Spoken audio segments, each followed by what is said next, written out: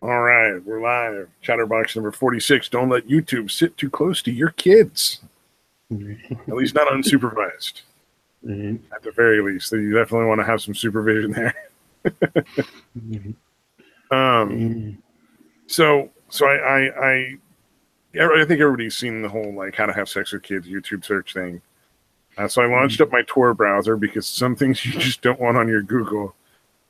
And I did a search with that exact phrase, thinking like, all right, what the fuck is this all about? Like, how disturbing is this going to get? And the majority of it was parents trying to figure out how to have sex when they have kids in the house that keep coming and fucking bugging them and shit. Oh, gotcha. So I don't know. I mean, maybe some of the people, that's, what they were thinking, but it did, it still looks so fucking dumb, especially with all the pedophile kind of videos that were still on there.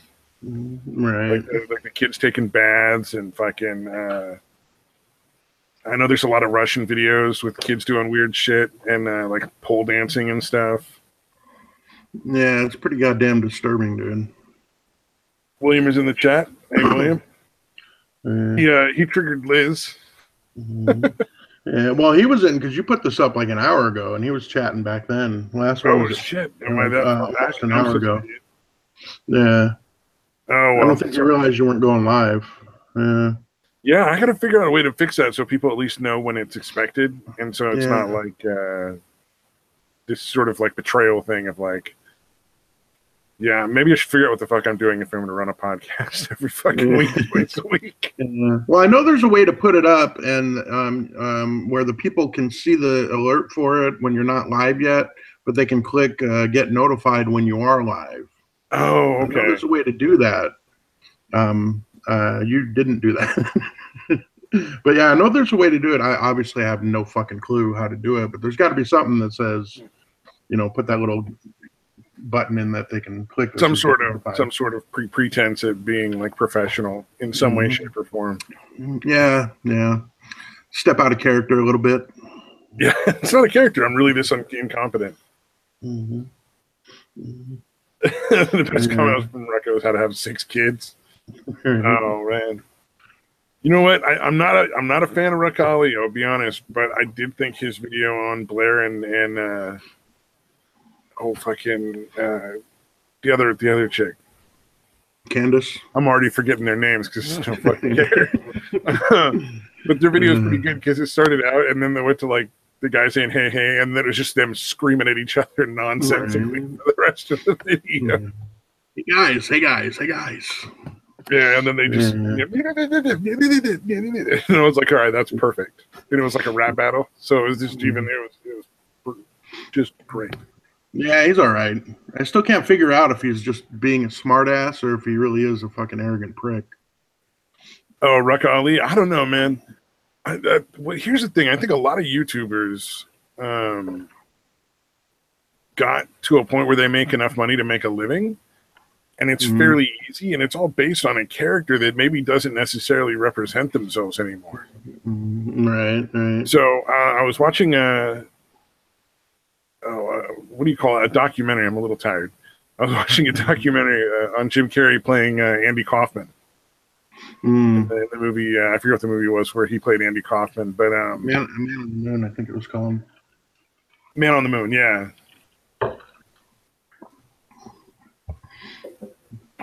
And he was talking about when you start out in the business, you create this character, and this character is what brings you success. That's what people want. Right. But then you get to a point where you realize that people love and respect and honor this character, but they don't care about you. And you have to decide, is it worth taking the risk of being who you are and hoping that you get the same kind of like love and honor and respect and adulation that you crave? Or do you keep the character and kill the person you really are, like kill that self? Right. Slowly over time. And that's, a really, fucked up decision to have to make. Yeah. Because you're kind of, I guess you just got to be willing to bet on yourself that like people are still going to like you outside of the character they love. Oh yeah, exactly. And I thought he did a pretty funny fucking thing. So one of the things that Andy Kaufman did was he had this character, Tony Orlando? Wasn't it Tony Orlando? Not Orlando. No, Tony Orlando is like a real person. He had a character that he made up, and it was like this really like abrasive insult comic, Tony something. Yeah, yeah, no, I know who you're talking about. And he would get signed up to go play gigs in like Colorado or some other state that he didn't want to go to. So he would get his buddy Robert Zamuda, who did a lot of the writing for him, to dress up as that guy and go do those gigs. As it was Tony Clifton, if anybody was wondering. Tony Clifton, yes, Tony Clifton. Yeah, right. And so Jim Carrey was invited to the Playboy Mansion for a party. So he sent Robert Zamuda, because Robert Zamuda is still alive and kicking, as Tony Clifton to the Playboy Mansion, pretending to be him as Tony Clifton. Nice. And then he showed up like 2 hours late. What's the horror that is? And he said, what was it? He said, fucking Hugh Hefner's face just turned gray because he's standing there with his arm around Tony Clifton. Chatting away. Nice. Yeah, that was an interesting thing, because at first everyone was like, oh, no, that's Andy, because he had appearances on Taxi when Andy was on, Taxi, right? Yeah. Yeah, that was the show. And they're like, no, because he wrote into the contract that Tony Clifton had to make a certain amount of appearances, and they're like, no, it's Andy. Andy, it's a character of Andy's. But yeah, and then he would do it as Andy would do the character. But then, yeah, at one time they had Andy doing some stupid shit with the bongos or whatever, and then fucking the other dude, Zamuda, I guess, came out, and then fucking people were freaking out. They're like, oh shit, I thought that was Andy doing that. And some of the time it was, and some of the time it was Zamuda. Never knew. Yeah, dude. Yeah, he never told. I think that was probably the most brilliant thing about Andy Kaufman is he really never ended the bit. It never ended. He was the original Poe, man. Yeah, and he was dedicated. Because most people, he was a fucking. Oh, go ahead. No, you go ahead, bitch. We'll say it at the same time. I was just gonna say, like, most people when they come off and pull those kind of things, sooner or later they're just like they got to talk about it. It's usually like a week or so later, right? And he just never did, ever. He just kept it running, dude. Yeah, he was a fucking weird dude. You know how he used to, even after he became famous, he had a job where he was bussing tables at a fucking restaurant. I could see that. And he did it and took it like seriously, dude. It was so fucking bizarre. Absolutely see that. Yeah, well, he fucking did it. Well, I mean, he came from a real working class background. He may have been just like, you know what? This shit could all go away tomorrow. And then where the fuck am I with no job? Yeah. It's just so bizarre. A lot of actors and actresses that kind of like that. Well, a lot of them that didn't make it, that kept jobs and stuff that were very happy to have done it. But there's a lot of people who kept their job for a while. Right. It's just like, oh, maybe I better not fuck myself real quick. Yeah, but as busboy, that's just so. I don't know. It was after he was a really big star. I know that. He might have just enjoyed doing the work. You never know, man. People get weird. It could be. With him, you really never know. Yeah. That guy was insane. He will be missed. Andy Kaufman was pretty awesome. Yeah. Like I said, that's Copper Cab's favorite actor or whatever. Yeah, I can see that. Andy Kaufman's a pretty cool guy. Yeah. No, Copper Cab, he definitely is living in that spirit. Because I'm still not 100% that he's a Poe. I'm like almost certain, but he does such a good job of towing the line or tiptoeing the line. I'm like, this guy's got to be full of shit. But then maybe not, but probably. But I don't know. Yeah, he's pretty good at it, man. He's really good at it. Sometimes you just gotta you gotta commit. If you're gonna go Poe and create like a character to pretend to be, you gotta commit. And it's funnier in my mind to me. Like if I were gonna go do that, it would be a lot funnier to me to just never, ever admit to ever being Poe. Yeah, and just at some point just stop being that character, and the character in that person just is gone. Yeah. So nobody ever knows. Yeah, with Copper Cab, it is pretty obvious. Like I remember seeing him on a live stream maybe it was very nearly viral or somebody. It was somebody, and he came on and he was doing this weird like Valley Girl voice. Like I don't really think that's okay, you know. Like, and it was weird and fucking like me and a bunch of other people in the comments were like, you know, what the fuck are you doing, dude? Like lose this fucking character. You know, this is dumb shit. And he left for a little bit. And then he came back in and he was doing the fucking thing where he just randomly screams for no fucking reason or yells about something for no fucking reason. Okay. Mm-hmm. I'm gonna have to check out this Copper Cab. I don't know this cat, but he's down like a really wacky guy. Yeah, he's out there, man. Like he pretends to be a like a feminist SJW type. No, he's been on he's been on the Tosh.0 back in the day. Like he's been in the fucking into the shit for a while now. Like I said, it was him and his fucking Meemaw would be on fucking Tosh.0 all the time several years ago. I don't know. Yeah. I mean, I got a couple of SJW followers today, and I tweeted out probably the most offensive thing I've ever tweeted out. Yeah, what's that? I missed it. I said, so us white people are waiting for black people to pay reparations for that free ride over the Atlantic we gave their ancestors. Damn. Way too far. Mm-hmm. And obviously, I'm not serious, but I tweeted out, and it didn't get legs. Nobody really bought into it. And a hashtag Black Lives Matter, because of course. Oh, damn. Yeah, my one on Jeff Holiday didn't get any traction either, man. Oh, that's too bad. Maybe I should have waited until after Thanksgiving to do it. Oh, yeah, Thanksgiving is a lot of things were coming up. Oh, I got a funny one here. Sorry, go ahead. Keep going. Yeah, no, I was gonna say maybe I'll just keep doing it until it does. Until just keep tweeting it. Yeah, like maybe once a week, every few days, something. Just keep hammering away, man. Hammering. Yeah. But dude, isn't that perfect? Fucking to describe Jeff's reaction to every Wizard of Cause joke he hears. It really was. It was dead accurate. Yeah, I know I've been talking about it for fucking several weeks on here, but yeah, I finally got around to looking it up. Didn't Conan O'Brien have like a dude like that? Conan had like a guy who sat on the couch. I think his name was Andy, actually. Yeah, Andy, not Kindler.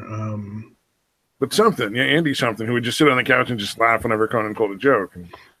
Yeah.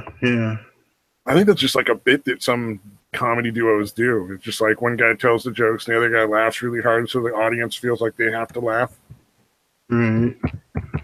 Yeah, or Ed McMahon was that, I guess, right? Yeah, Ed McMahon, Of course, then again, Johnny Carson had a real good thing going, man. There ain't fucking nobody to compete with Johnny Carson. It just really wasn't any competition. Yeah, this is true. Andy Richter. God, I have to look these things up or they drive me nuts. Fucking drive me nuts. He's actually a pretty funny dude. Andy Richter's actually pretty funny. Oh yeah, like don't get me wrong, man. I'm not trashing Conan. Conan was a funny guy. I just think that's a bit that some people do. It's like that's a standard sort of like trope. Yeah. Well, on the Larry Sanders Show, they had the same thing. The dude, I forget his name, but obviously Gary Shandling was playing Larry Sanders, but he had the same kind of sidekick. Hey now. Yeah. It's not a bad thing. It's just some people do it, and I think some people abuse it, maybe. Indeed. I do gotta say we should give William a little bit of credit for apparently triggering Liz. He put up a poll to see who's the best mom, and he put up Red and Only, Opal, Irate Bear, and Liz Reptile. Oh Jesus, dude! Liz lost by a landslide. Opal actually beat Red and Dead. Oh wow! That's Irate Bear is just way ahead in the lead. That's pretty fucking good. I don't even get why Liz is fucking triggered by this shit. Like, it's obviously a joke. I mean, it says like fucking Vogue Mother of the Year or some shit like that. It's like, come on, man. Obviously he's kidding. It's just why he's so sensitive. Yeah, it is pretty crazy.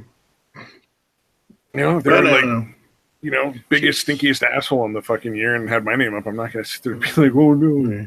I'll be like, vote for me. Yeah, no, it's weird.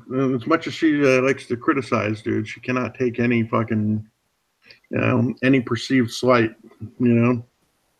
It's I don't know, weird. man. I think some people like, like they talk about fucking don't read the comments, man.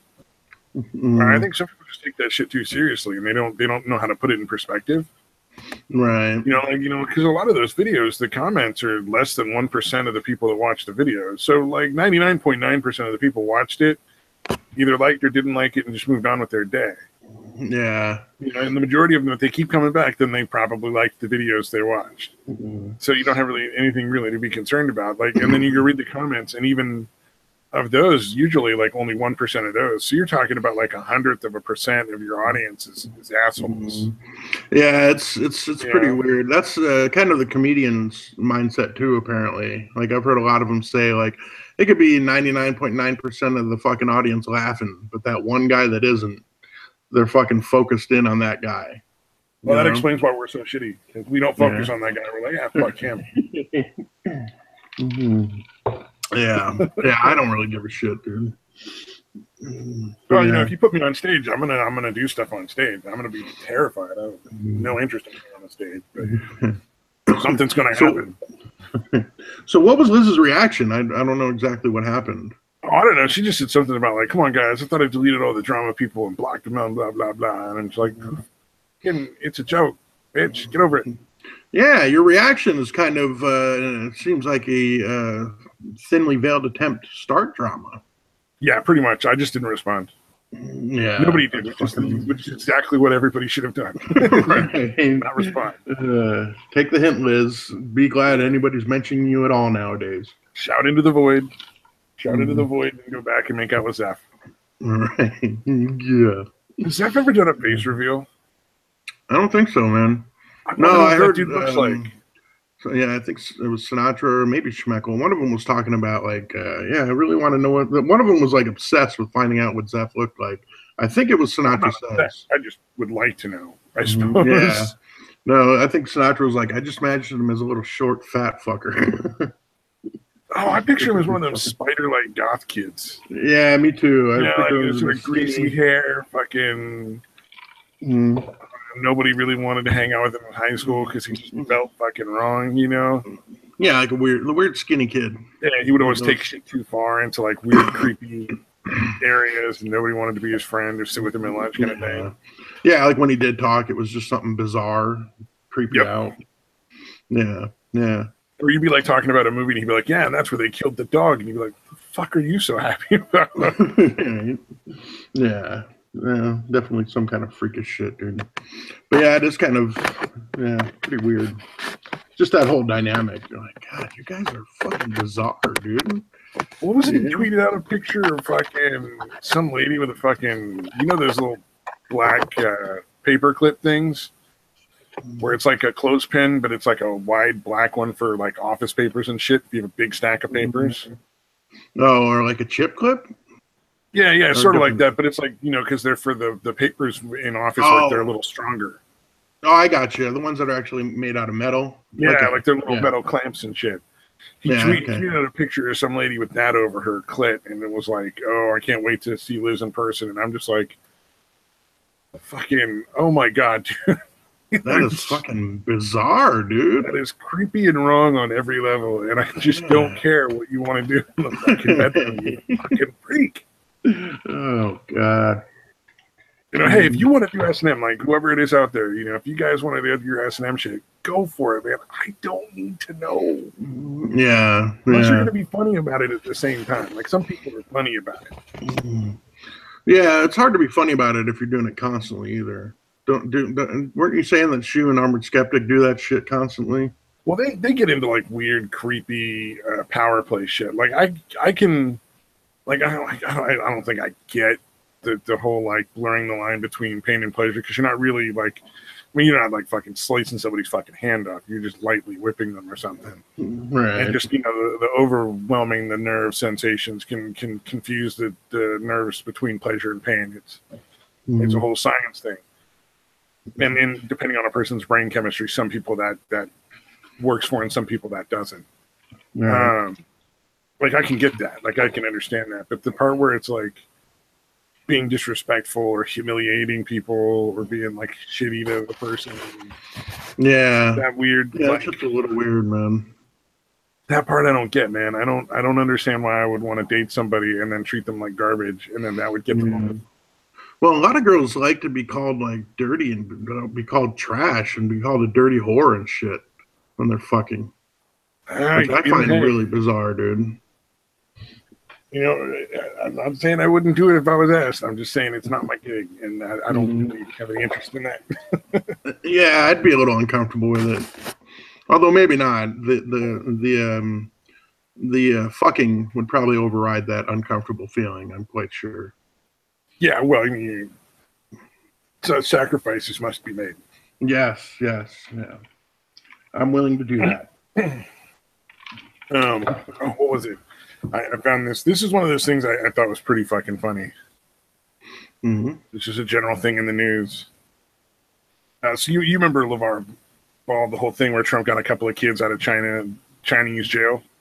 Oh yeah, like he was over just doing whatever he was doing, and he's like, "Oh, there's a few kids in jail," and he, did whatever he did to get them released. And how LeVar Ball has been just completely fucking ungrateful and totally disrespectful to Trump for it. Yeah, LeVar Ball is a fucking lunatic, dude. Yeah, I don't know if you're familiar with him, but that guy's a fucking lunatic, dude. But I like how Rapmaster P was just like, dude, show some respect. Right. Like that is kind of a big deal. Getting busted for shoplifting in China is a big deal. Yeah, no, they will fuck you up in Chinese jail. It is not as nice as American jail. But he said, I just think it's a blessing to have your kids back at home, man. You got to just be humble. Yeah, that's just him talking wild. He told us like that. I can't play the video because I don't know how, and it'll probably get a fucking claim because it's YouTube. Yeah, I haven't seen it, but I can imagine. I know the fucking guy, and he's just insane. He's been a fucking lunatic. Yeah, like that. Just be thankful that your kids are safe. They're not in prison, and do the right thing. Yeah, and it's something to do getting your kid home. Right is right, wrong is wrong. Just say. Right.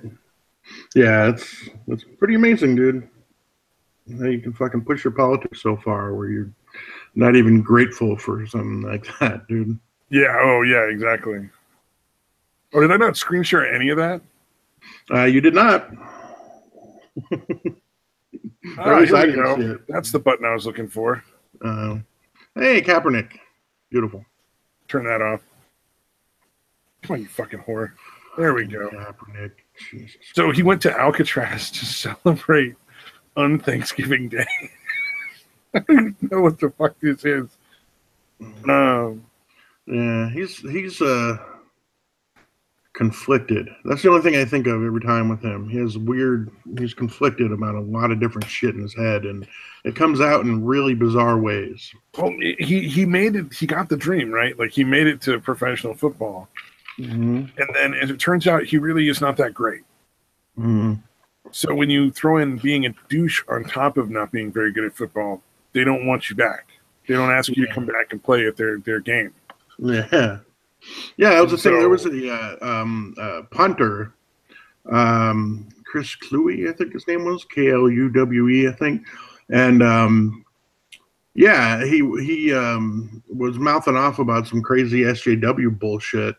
And he was like almost dead last in like punting average and all that shit. Yeah.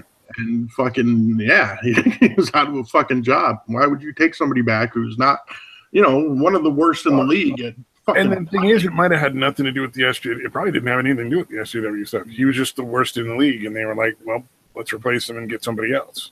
Yeah, if he hadn't done it, he probably would have at least gotten some, He probably would have been on the practice team. He could have been like the guy they bring out as the backup kicker, or the guy that, kicks in the practice games and stuff. Yeah, those don't exist, dude. There's no backup kickers. No, not even on the practice squad. Well, I'm sure they have people who fucking go out and like kick the ball, like do punts. I doubt they have the kickers go out and kick like 100 punts to like the fucking team to practice punt returning. You know what I mean? Like they don't have people. You don't think they have people? I would think they have people that do that. I don't know. Yeah, no, they have the jugs machine. The jugs machine does that, dude. Oh well, he's not even useful. So fucking. Yeah, that's what I'm saying. They have a machine that does that, dude. Apparently the Thanksgiving Day celebrates the 19-month occupation of Native American activists from 1969 to 1971. something to do with the Treaty of Fort Laramie. Who cares? Mm. I just find it amusing that there's on Thanksgiving Day. Yeah. And that he found. Yeah, Kaepernick. Yeah, again, if you know his story, it kind of makes sense. You know, being a half black dude and being raised by, you know, he was adopted by white parents. Like the mom was a white chick that So just he gave grew him up in up. the fucking suburbs. Then he didn't even fucking suffer. Yeah, he was fine. I can't guarantee it, but I am fucking almost certain that somebody told him that he wasn't black enough. You know, and it's been fucking with him ever since, dude. I could believe that shit. Yeah, yeah. That actually is very believable to me. Yeah, I mean, he's half white. His mom was white. He was raised by a white couple, you know, that adopted him. Well, it's easy to get into, like, I mean, God damn it. Yeah, we both did it. Well, I gotta. It's not like a full blown cold. It's just this weird crud that's lingering. Yeesh, that sucks. Mine's just smoking. Well, I used to smoke, but I've been clean for a couple of years, and so I'm pretty much over all the smoking hacking at this point, thankfully. Yeah, I need to quit pretty bad, pretty soon, dude. Yep. Oh, but what was I saying? Like, pretty much people are the stories they tell to each other. You know what I mean? Like, so, you know, the stories you tell to somebody else, that's how they view. You know what I mean? Like, they also see your actions and everything else, but that's a big part of, like, what makes the picture of a person in somebody else's head. Right. And I think it's very easy to get caught up in your own bullshit when you're telling stories that aren't really true, but you want to be true, like you desperately need them to be. Right. And maybe that's kind of what's going on with Kaepernick, is he's kind of let the story get away from him, and he's right. Yeah, despite the fact that he has probably never suffered any or very little fucking racism from cops or anyone else. You know? Oh, yeah. He's, you know, taking it all on himself, dude. Oh, yeah. Well, you know, I mean, the other thing is people just actively look for shit now. You know, like, you're walking around the fucking, you know, you're walking around a store in the mall with your backpack on, you know, and security follows you. It's because you're black. It's not because you're carrying a fucking backpack in the middle of a fucking retail store. Yeah. Yeah, it's like confirmation bias. Is that what it's called? Confirmation bias. Yeah. You're like looking, you know, like for you and me, obviously we don't think it's because we're white if some, you know, shit happens, but it seems that maybe that's the only thing that is a privilege of being white, is not thinking everything is because of our race. You know what I mean? No, I'm pretty sure it's always because I'm white. Yeah. No, you do. Sorry. Oh man. Yeah, but yeah, it's very possible. Yeah, like if a cop fucks with you, I don't think it's because I'm white. It might be, but I don't think that. You know, I do not like cops. I don't either. I've dealt with cops a ton of times, and in many really positive situations where it had nothing to do with, like, I wasn't in any trouble. I was just asking to go find somebody, and I just don't like cops, man. I just don't like them. Yeah, they're usually a little standoffish in that, you know, but maybe they have to be. I mean, they, you know, a lot of people fuck with them. You know what I mean? I think they're trained to be, and it's become like a cycle. Like the training is getting more and more militaristic, and then they're getting more and more removed from the community. So the community is angrier, so they got to get more removed in order to, like, protect their ego and not, you know, feel like shit all the time. Yeah, like maybe they're told deliberately, don't be conversational with people. You know, that's what I'm thinking, and it just sort of cycles, you know, back and forth. It's like a combination of each one keeps instigating the other one on further. Right. That's interesting. You know, because I mean, they used to be cops would walk beats. You know, they'd walk down streets in cities and fucking talk with people and you know, just be out there and visible and approachable, so people could come and ask them questions. Yeah. No, it's become too much of a distrust. Yeah, on both sides. Yeah, exactly. You know, that's why, like, because it doesn't make sense to me to not help the cops out if there's somebody terrorizing the neighborhood, like fucking beating up people, killing people. Like, why would you not help get those motherfuckers out of there, dude? And maybe a part of it's being scared, I would imagine. But I think part of it's just an unwillingness to help the cops. Yeah. Oh, yeah. Well, I mean, I'm sure part of it is in a lot of these neighborhoods at this point, you probably have some family member or a friend who's part of that group terrorizing the neighborhood. Yeah, And so you want to get these other ones out, but you may not necessarily want your friend or your son or your cousin or your brother or your best friend's brother to take a fall. So you fucking bite your tongue. Yeah, You add that into the us against them mentality, and that's why I think it happens a lot. It's a combination. Right. Yeah. Yay! Well, we solved all the world's problems. Right. Yet again. Yeah. Are we amazing? Oh yeah. Here we go. Sharing this one here. So Islamic State opens a sex slave market in Turkey's capital. Jesus. Wait, is Turkey allowing this? Oh yeah. It's perfectly within the Islamic law. Wow. This is fucking amazing, dude. You know what I mean? And it's getting more and more worse. Like there's this sex slave trade in Turkey, but there's also, like they trade laboring slaves, mostly African American men. Wow. They've had in all but name slavery in Saudi Arabia for the longest time. They advertise work. People come over. They take all their money and their passport, and then they won't let them leave. And then their only choice is to work for just enough money to like not starve to death. Yeah, that's fucking horrible, dude. Yeah, and so it's like a constant thing, and people keep saying, "Oh, da da da da da." But whatever, man. I guess fucking people just don't want to see it. Yeah, I think a lot of people treat things like that like they're not real. Like it's just something that they see online or on television, and there's some kind of disconnect. Like those aren't real people. Yeah, I don't know, man. How do you keep defending like a group of people that have slave trade, sex slaves? Right. Everywhere they go, they assault people. Like this guy in Minnesota. An immigrant ride attendant at the Mall of America, Amin Mohammed, he's grabbing people's vaginas. He's putting them in the fucking seats to the roller coaster. What the fuck, dude?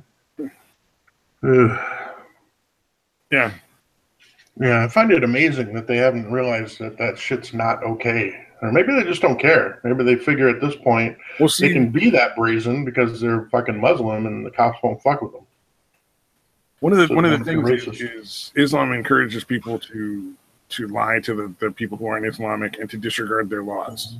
Oh, that's true. It is okay. You're not supposed to follow the laws of the infidels. You're supposed to follow God's law, and that's it. Yeah, and then since they're not... People want to pretend that that's not how it works, but it's fucking written down. Right. Yeah. It's one of those things. No, it's fucking amazing. Yeah, it's okay to lie about the shit. It's okay to lie about Islam as long as it's for the quote-unquote greater good or whatever the fuck. Yeah, it's really, really bizarre. But again, I don't know, man. I don't see a whole lot of religion in Islam. I see fucking I see authoritarianism. I see political shit, ideology or whatever. But religion, in my opinion, is really way distant third or fourth, maybe, in importance. It's a political war machine, essentially.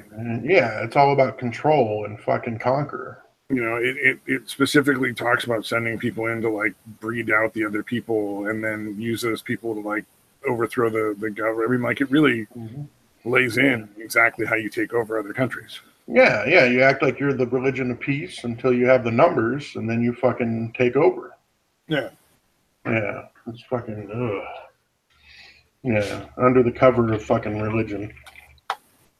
Well, and here's the funny thing: like, who would have ever thought that we'd be thankful for like the crazy conservative Christian or overly like religious people. Yeah, it was pretty And their nuts, incredible man. intolerance for other things and other religions. Would have probably be like, you know what? You guys are not half bad compared to fucking Islamic people, so we're gonna embrace that shit. Yeah, no, it is really, really fucking bizarre. But yeah, I mean, it's pretty obvious, man, that it's really just about control, man. Because it seems, from what I understand, it controls pretty much every aspect of your life. You Oh, know, Islam, yeah, absolutely. what foot you put down when you get out of bed in the morning. I think I heard that somewhere. Like what foot I you don't put down know. first. To be honest, I don't know that much about like that's like the day to day, but like there's the 5 pillars. Like you have to give alms to the poor. You have to like there's like holy days you have to follow. There's it very clearly outlines the roles of like the husband and wife, and you know how you're allowed to beat your wife and when. Right. You Yeah, know, it's really bizarre, dude. talks about how you know deal with gay people and uh, how you can have sex with certain animals and like. Yeah. No, that one I was like, holy shit. So if you fuck a goat, you're fine, but that goat is unclean. You know, the fucking goat is disgusting. Dirty, slutty goat. Yeah. Damn that fucking goat for being so goddamn sexy. Hmm.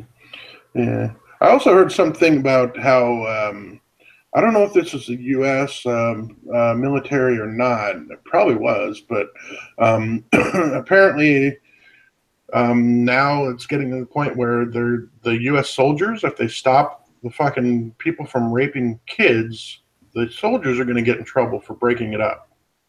Yeah.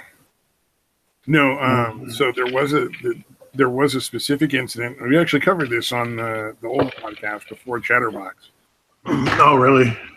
There's a specific incident where this soldier caught one of the people trying to rape one of the young boys on base and put him in the hospital, beat the holy living shit out of the guy.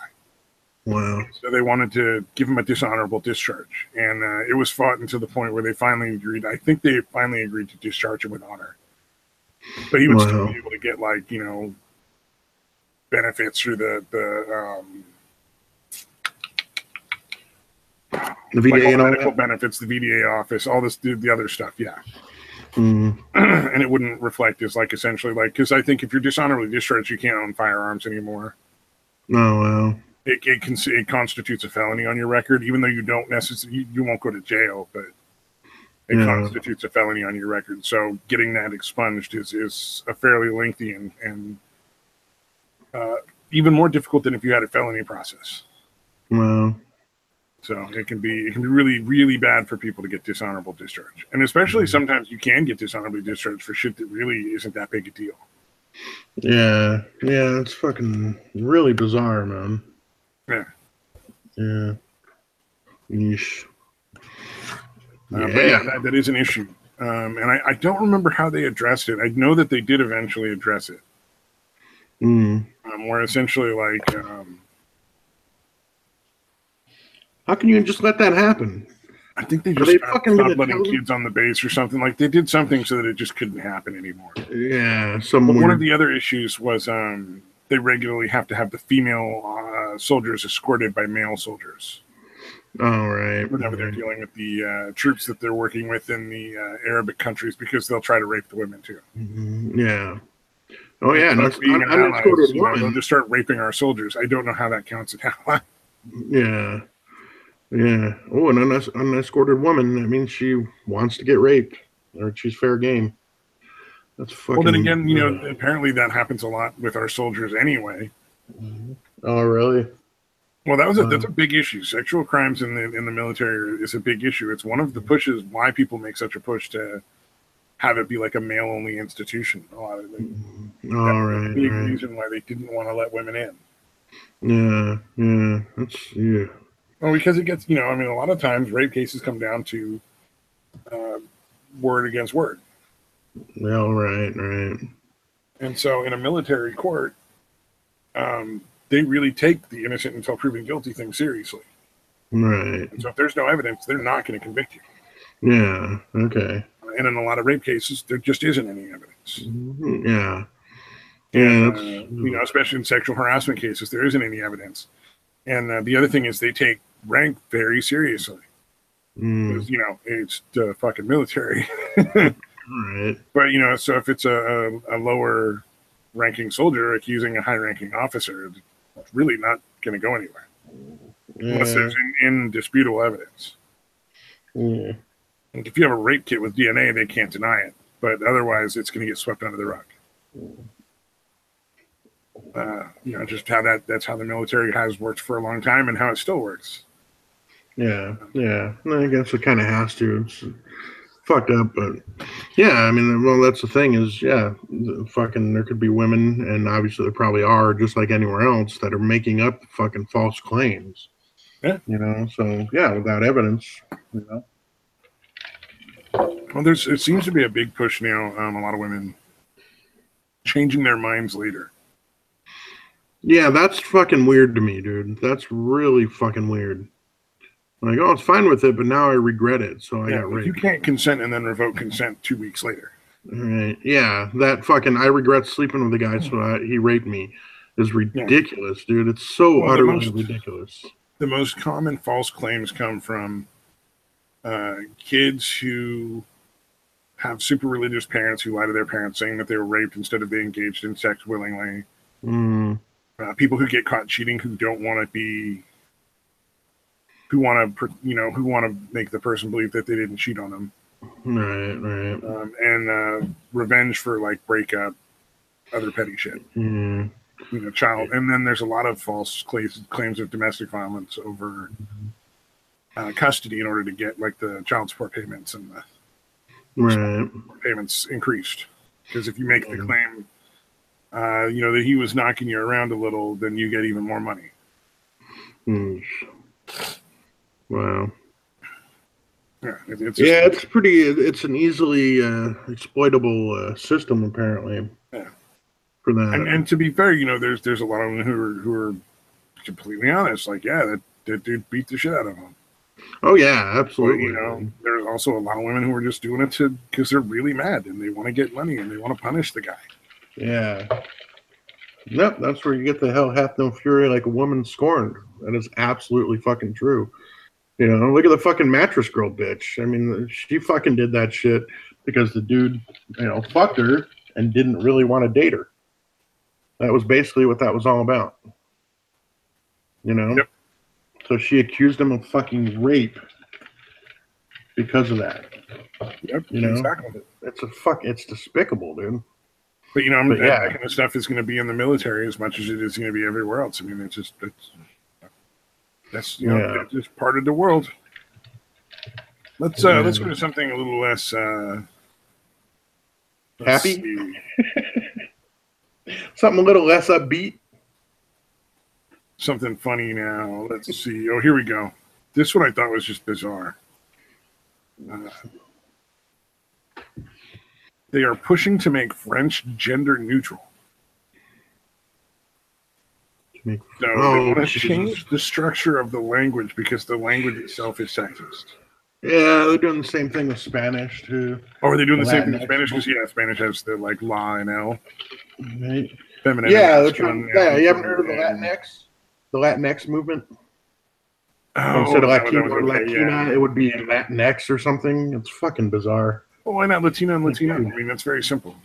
You know, Latina is a lady and Latino is a man. Oh, because they're not two gendered. They're the million gendered. I'm sorry, no, there's fucking two. Yeah, it's infuriating, dude. It's really. And I'll be happy to call you whatever you want if you go through the whole change and you really look like that other gender. Yeah. You know, I'm happy to call you whatever, but don't. Yeah, that's my issue. I'm not going to play the game of you're a 6 foot tall bearded man who's occasionally a 6-year-old girl. Yeah. I'm not playing that game. It's gotten ridiculous really goddamn fast, dude. You're not a pony. You're not a dragon. You're not a fucking mystical being of some. You're not like an angel or a fairy. That's just not real. Yeah. Like I said, it got real fucking crazy, real fucking fast, man. Yeah, Well, the got thing real is, it's fucking like, ridiculous. what is it? Oh, here's another one. Nope. Yeah, backlash is transgender weightlift qualifies for Commonwealth Games. Yeah, I heard It's this a one, girl. dude. You look at it, that doesn't even look like a girl, man. Yeah. It's Yeah, just no, a it's dude with bitch tits. yeah. Yeah, yeah, that should be against the fucking rules. And I thought it was. Yeah. Internationally, at least, I thought it was, but maybe not. Like, you want to do that in your own country, fucking whatever. Well, it shouldn't be done there either, in any country either, but... Well, I mean, yeah. they had the worst problem with the MMA fights. Yeah. The guy who transferred yeah, male to female transition, and he was beating the shit out of him, just fucking thumping him. I would never fucking fight that guy. That's fucking. Yeah, well, I would exactly. I would not bother to do that. Yeah, that is terrible. I mean, because you can choose who you fight. So. Right. Yeah, I just thought that was such a bizarre one. Like, how do you not? Like well, how do you just? It's that whole fucking ridiculous notion that there's no difference between men and women. Like physiologically, there is. Like there is a difference, dude. I don't care how much estrogen they pumped in the meantime, they still have a physiological advantage. Dude. Yeah. Oh, yeah. Exactly. I mean, the way your bone structure is, the density and the thickness of your bones, the muscle mass that you have.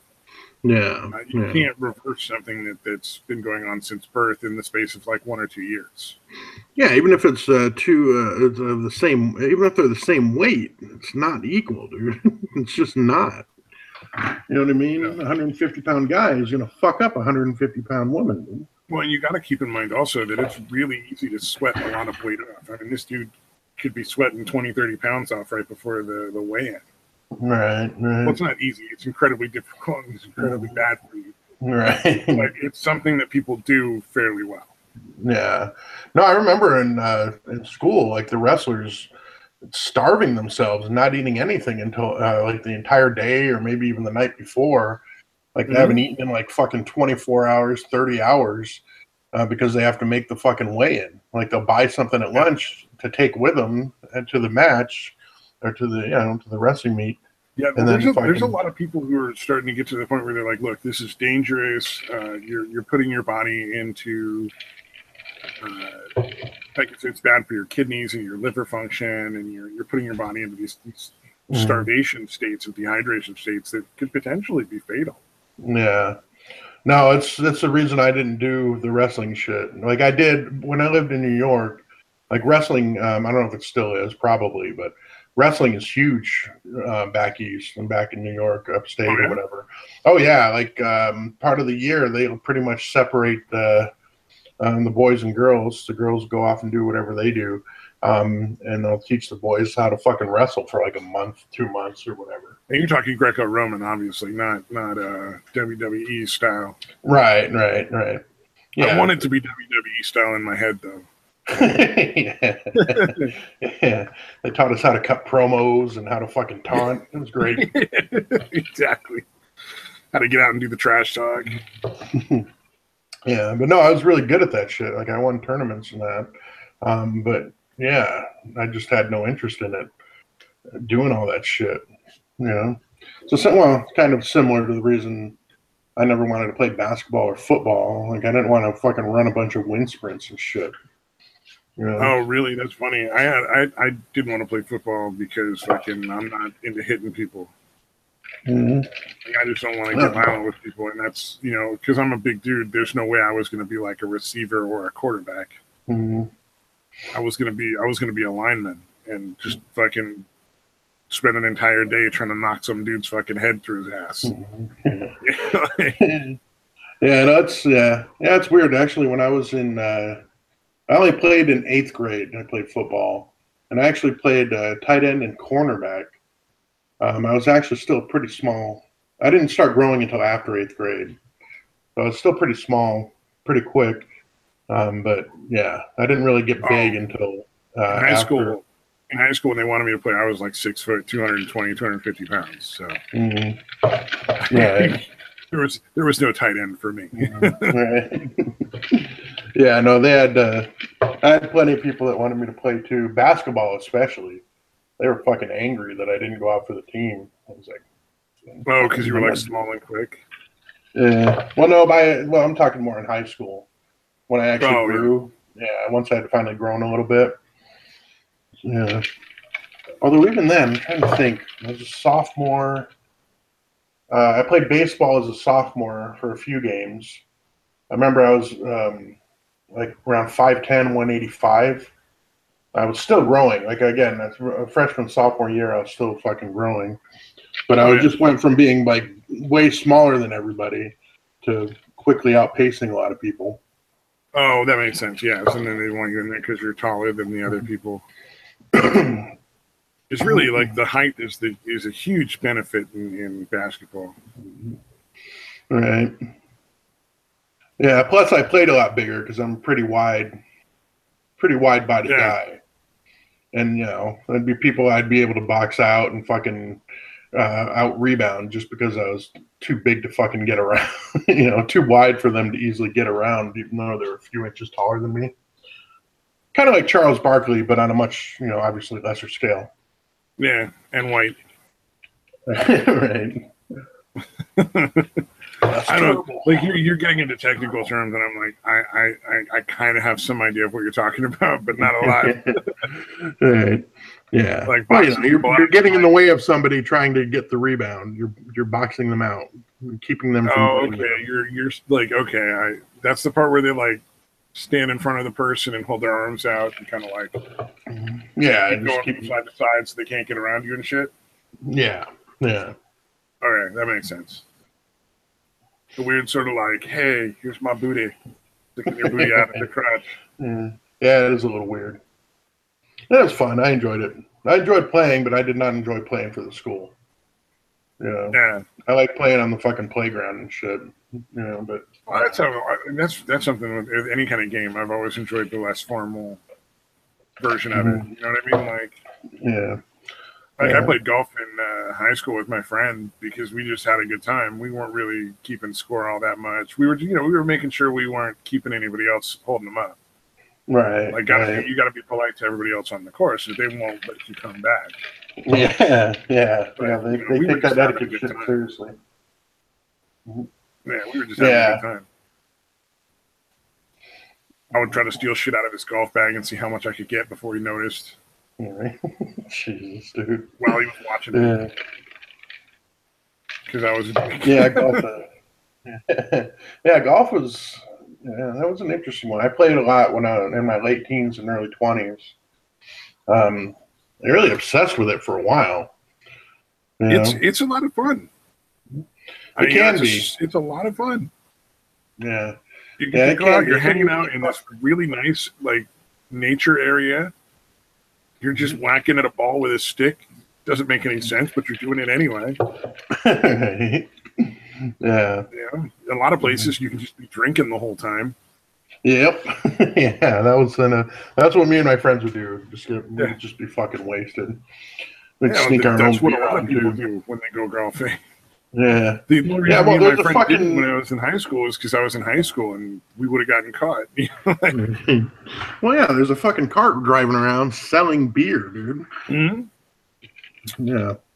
Oh, one of the courses we used to play, like on the 9th, or not the 9th, because it was a 9-hole.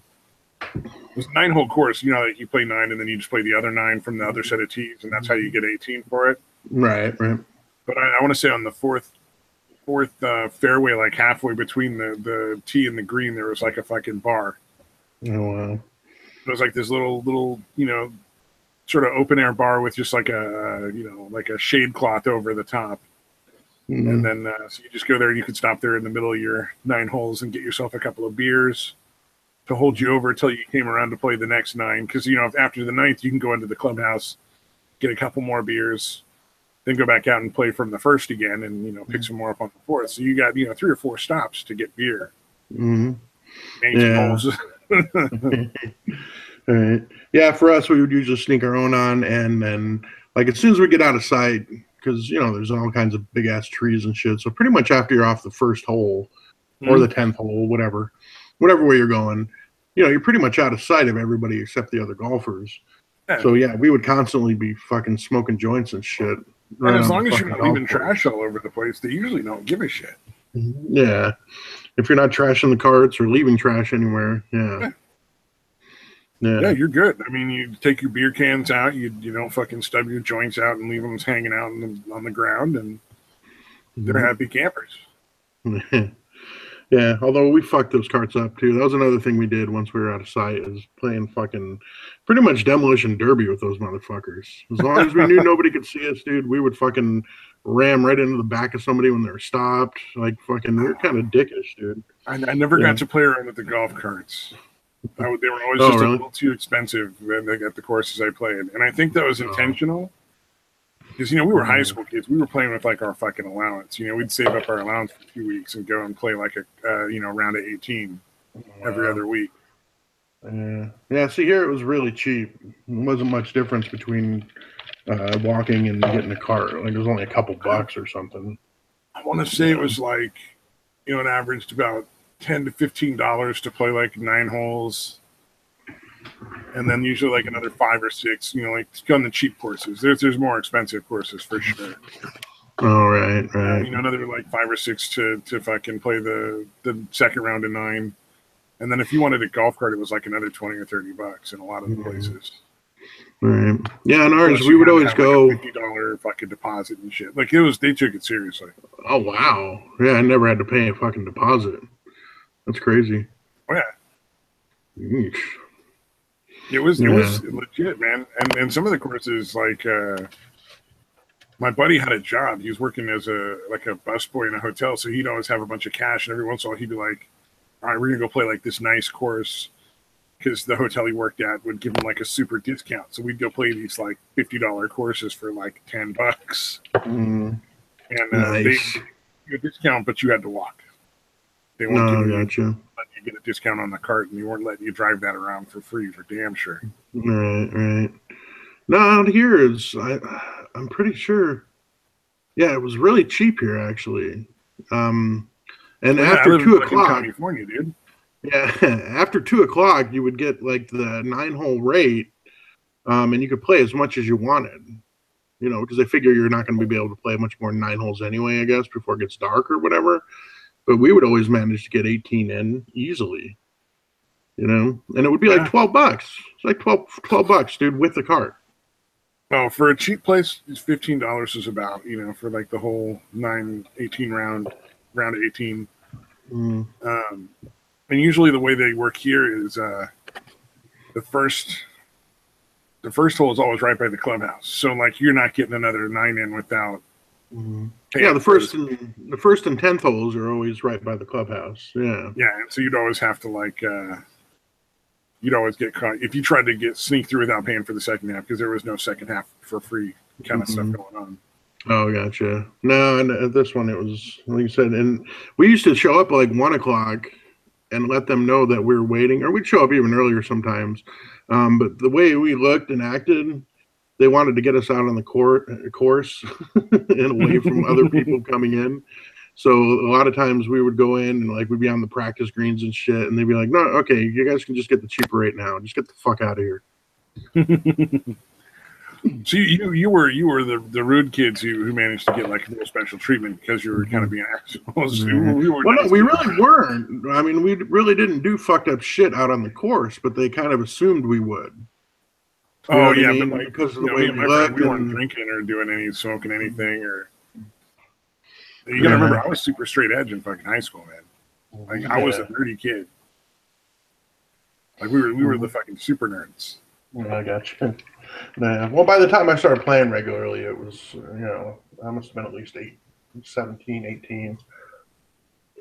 Yeah, you don't get away with it. You don't get away with drinking when you're 17 or 18 in California like that. Not in public. I mean, maybe the house. Right.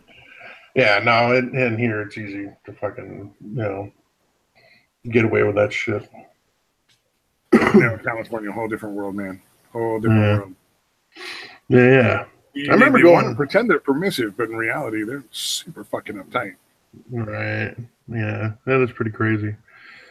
Yeah, no, I got away with fucking. I used to drop acid and then fucking start my round. Those are interesting times, dude. Because Yeah, I would basically by imagine. like by like the third hole, that shit kicks in, Yeah. and then fucking yeah. Try reading a putt when you're fucking high on acid, dude. That's an interesting experience, dude. I didn't know how to read a putt the whole time I played golf, man. So Mhm. Yeah. I was actually really good at that shit. Like I would take fucking forever to look at like it. we were probably getting 10, 12 strokes per hole easily. Mm. Like Oh Jesus. Okay. we just didn't take our time getting there. So like, we'd hit it and run off, hit it again, run off, hit it again. So we were like, we played fast enough that we weren't holding anybody up. Or we Right. would let Right. people play through if it got to be an issue. Mm. But Yeah. like we were not very good golfers. We got pretty good, man. Yeah, it was because, dude, if you get good at it, like it's a really satisfying feeling because it's really fucking hard to get good at that fucking game, dude. So when you get it, you're like, it's just, yeah, again, really, it's a great feeling, man. I just And the was fucked up thing enjoying is, I've gone being one day, and played great, and then the next day I come back and I played like shit. Like it's a really frustrating game, dude. yeah, I don't, yeah, that didn't matter to me then. Mm-hmm. I just was enjoying the fresh air and the walk. Like I'm going out to these nice grassy fields, taking a walk, and Right, right. having a good time hanging out with my friend. Yeah. No, we took it kind of seriously. Like we tried to actually be good at it. We'd Well, actually I'd go be to the the worst driving range. business golfer though. You know what I mean? Like, or maybe the best business golfer, like doing the businessman shit, because they'd be like playing. Cause don't they like bet on the holes and shit? Mm-hmm. Like they'd walk away Right. with like $50 out of my pocket, and they'd want me to come back, so they'd do business with me. You know what I mean? Right, right. They keep taking your money on the course. You can take it off the course. Exactly. Ooh, but yeah. No, I used to be able to hit the drives well over 300 yards, man. Well, driving I was good at. Mm-hmm. Yeah, I Yeah. drove the shit out of the ball. It was just the short game. I had nothing. Yeah, I was not Mm-hmm. never chipping, never putting, none of that shit. Yeah. I was really good out of a sand trap, man. I was fucking badass hitting out of a sand trap. Maybe it's because I love the beach so much, but I tended to stay in the sand traps for a while. Right. Yeah. Now you got to open the club face, man, and just fucking whack away. Cut like a good 2 inches under the ball. Oh yeah, no, I never stayed under the ball. All right. Yeah, you want to scoop out a pretty good amount of dirt. Like you want to take a really heavy swing at it and swing way underneath it, basically. Like at least seriously, like an inch underneath where the ball is, and just scoop it out with a bunch of dirt or with a bunch of sand with it. Huh. Nope, never did that. I always aimed to try to hit just under the ball. Yeah. But yeah, no, I used to be able to hit it where it put a fucking shitload of spin on it. Like when I'd hit my drives, like it'll start off at a pretty low angle and it had so much spin that it would actually pick up like higher, like go up at a higher angle kind of thing. Yeah. Yeah. Like I said, when you start doing that shit, it starts getting really fucking fun. Or hitting the ball, like hitting a 9-iron in or a pitching wedge in and I having did it hit. what was that Adam Sandler movie? Oh, yeah, Happy Gilmore. I used to do that shit. Mm-hmm. I'd fucking take a run at the ball and then hit it in the middle of the run.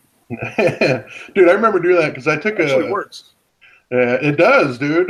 We were doing that in me and a friend of mine took a golf class out at the college here, at the junior college here, and yeah, we would do that shit. The instructor of the class, I think she's the women's basketball coach. She's actually really cool. But she would kind of walk down the line, and we were supposed to be hitting like 7-irons or whatever. But as soon as she walked past us, we would start pulling out the drivers and trying to hit. Like we were hitting it off of like the infield of a track. Essentially what would normally be a football field in most places. But they didn't have a football team. Yeah. Okay, yeah, but the track is usually around the fucking outside of a football field. All right, but yeah, we're basically doing that, and then like on the other side of the track, on the far side, there was like the shed, and we'd keep trying to hit that shed. And again, she'd be like, "All right, guys, stop! Put the drivers away." And I'm like, "All right." And then yeah, same thing. As soon as she fucking walked past, we were fucking pulling the drivers out and doing that. The fucking Happy Gilmore step up to it and fucking swing. Yeah, and it works. Like you said, it works really fucking well, actually. It's surprising. It may not necessarily always be the most accurate. I think you gotta really work it to be accurate with that.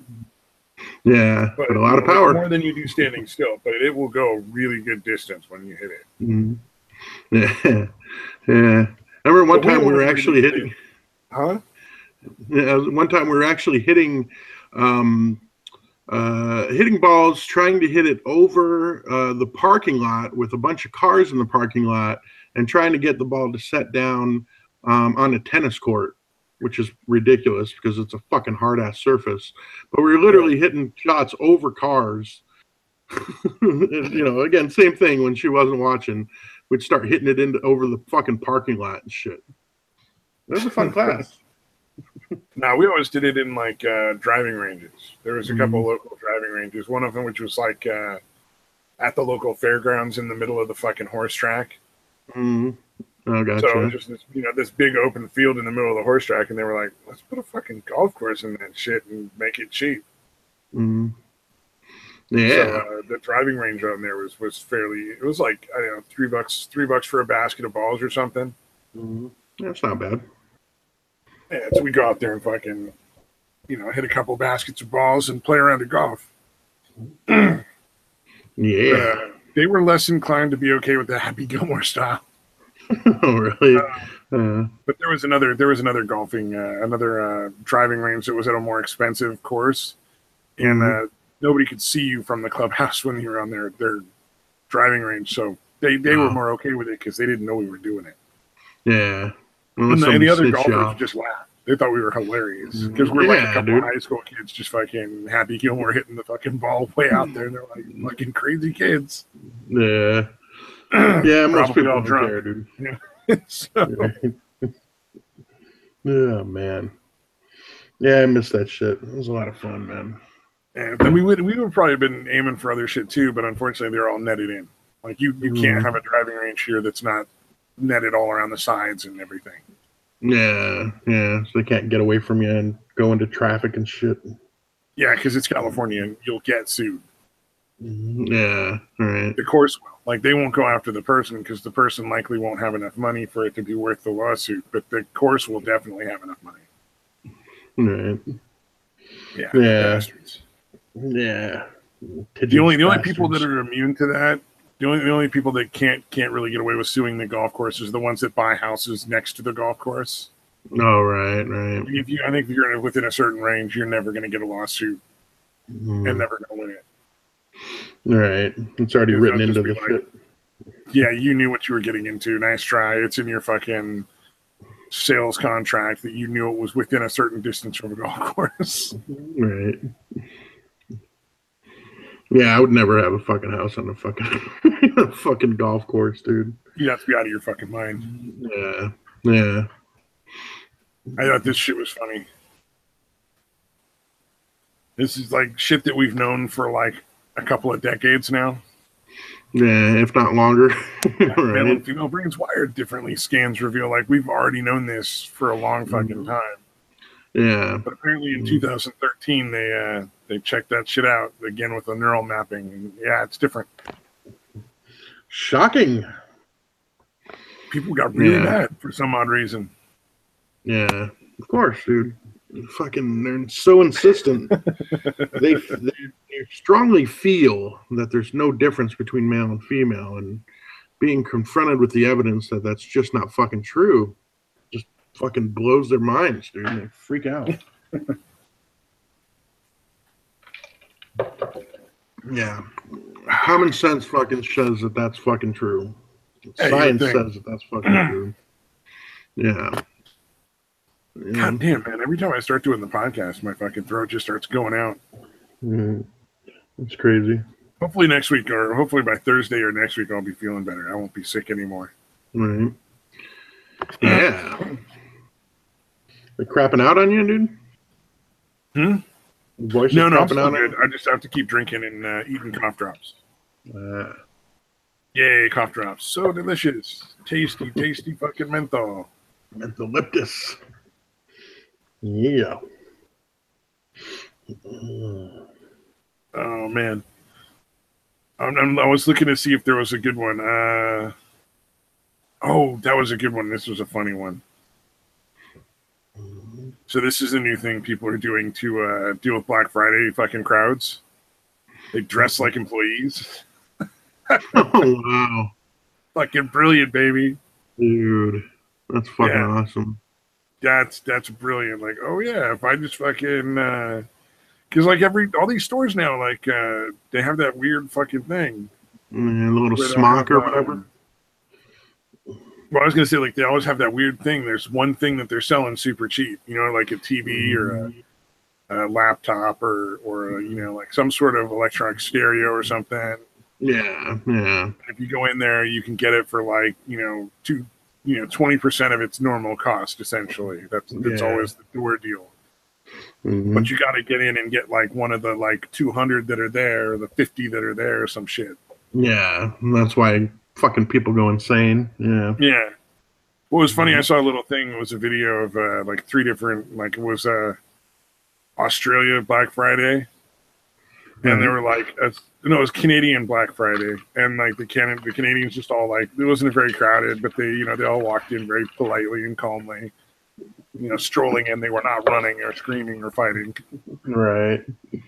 and nobody was being rude or pushing anyone. Right. And then they had the UK Black Friday, and it was just like one dude standing out there, and he was like, "I'll be in a minute," and eating his fucking breakfast still or some shit. Right. And then they go to like the American one, and it's just fucking Chaos. mayhem and chaos. Yeah. No, I've yet to fucking shop on Black Friday, dude. I do not fucking leave the house if I can help it, dude. So there was one time I went shopping on Black Friday, and it was to get like these 2 sweaters that I really wanted. Because like I'm a big dude, and I wear like a 3 or a 4X. Right. And these sweaters were like, it was like hoodie sweaters that were like 5X. And I was like, I'm gonna get 2 of them because they're fucking huge. So I just, I went, but I didn't go on Black Friday. Technically, I went on Thursday. Well, it was technically Black Friday because they opened at 1 a.m. All right, right. But in my town, my city is like, it's a city, but it's not a huge city. So there was maybe 20 or 30 of us hanging out in front. All And right, we was all polite when we walked in. Nobody was running or screaming or pushing anybody. Because whatever the door deal was, I forget what the door deal was, but the people that wanted the door deal lined up at the front, and there was plenty to go around for them. They weren't going to miss out on it. Right. So like, I had all the time in the world. I just went in, bought the sweaters. I had to, they didn't have them in the store, so I had to order them online, but I still got to pay the like $20 for these really nice hoodies that were normally like $80. And then I got a couple of giant hoodies I can wear that make me look good. And they're very cozy. Yeah, no, I never saw a deal that was good enough that I wanted to fucking deal with that fucking crazy shit, dude. I think I've gone once or twice when I was like in high school with my mom or my dad because they wanted help getting something like a TV or something. But like of my own accord, nah, because I worked it before when I worked at Sears Auto Center. All right. Even in that, it was like ridiculous. Wow, that's crazy. I mean, it was super busy, but I will say that like there was no like chaos because it's a tire shop. So really, like there's like you can rush the counter. There's still only 4 salesmen. Right, it's not gonna fucking matter. So people would just line up and go in. But that would be a crazy day because you'd literally be putting new sets of tires on all day long. From the minute you get there till the minute you leave, and a lot of times you'd get overtime for it. Right. Like they'd be like, "We need you to stay for 2 more hours." You'd be like, "Sure."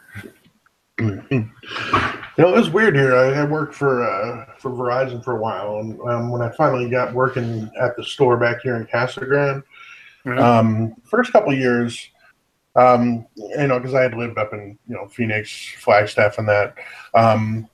But like the first couple of years back here, like there wasn't as much built up here yet. So like most people would still go up to Phoenix for Black Friday or for fucking holiday shopping and shit. We really weren't that busy. Well, But that's by the not too time I bad. had quit, that had completely turned around. Like we had a big ass mall built and all this kind of shit, where most people would actually just shop in town. And yeah, Yeah. it completely got turned around where we were just fucking crazy slammed. Well, and it's amazing how quickly people go from being like polite and friendly to being like animalistic and fucking the rudest motherfuckers on the planet when there's like a $5 difference in the price of some shit. Yeah. Being that fucking crazy where you're actually gonna fight somebody over it. Yeah, I do Oh not yeah, get that at and you all, see dude. people, bashing each other, pepper spraying one another. People get stabbed. Yeah, I don't get that at all, man. There's always like somebody that gets trampled every year. Yeah. Always I fights. don't understand why they don't have a couple of cops just hanging out with fucking Mhm. big canisters of pepper spray Yeah, or at the tasers. entrance to these stores. No, because tasers you can only use once. Right, But you got a big can of pepper spray, you can hit 10 people at a time, easy. Like they make them like fire hydrant style. right. They're not the little tiny one with the thumb. They're like a fucking gallon jug of pepper spray that shoots like 50 feet.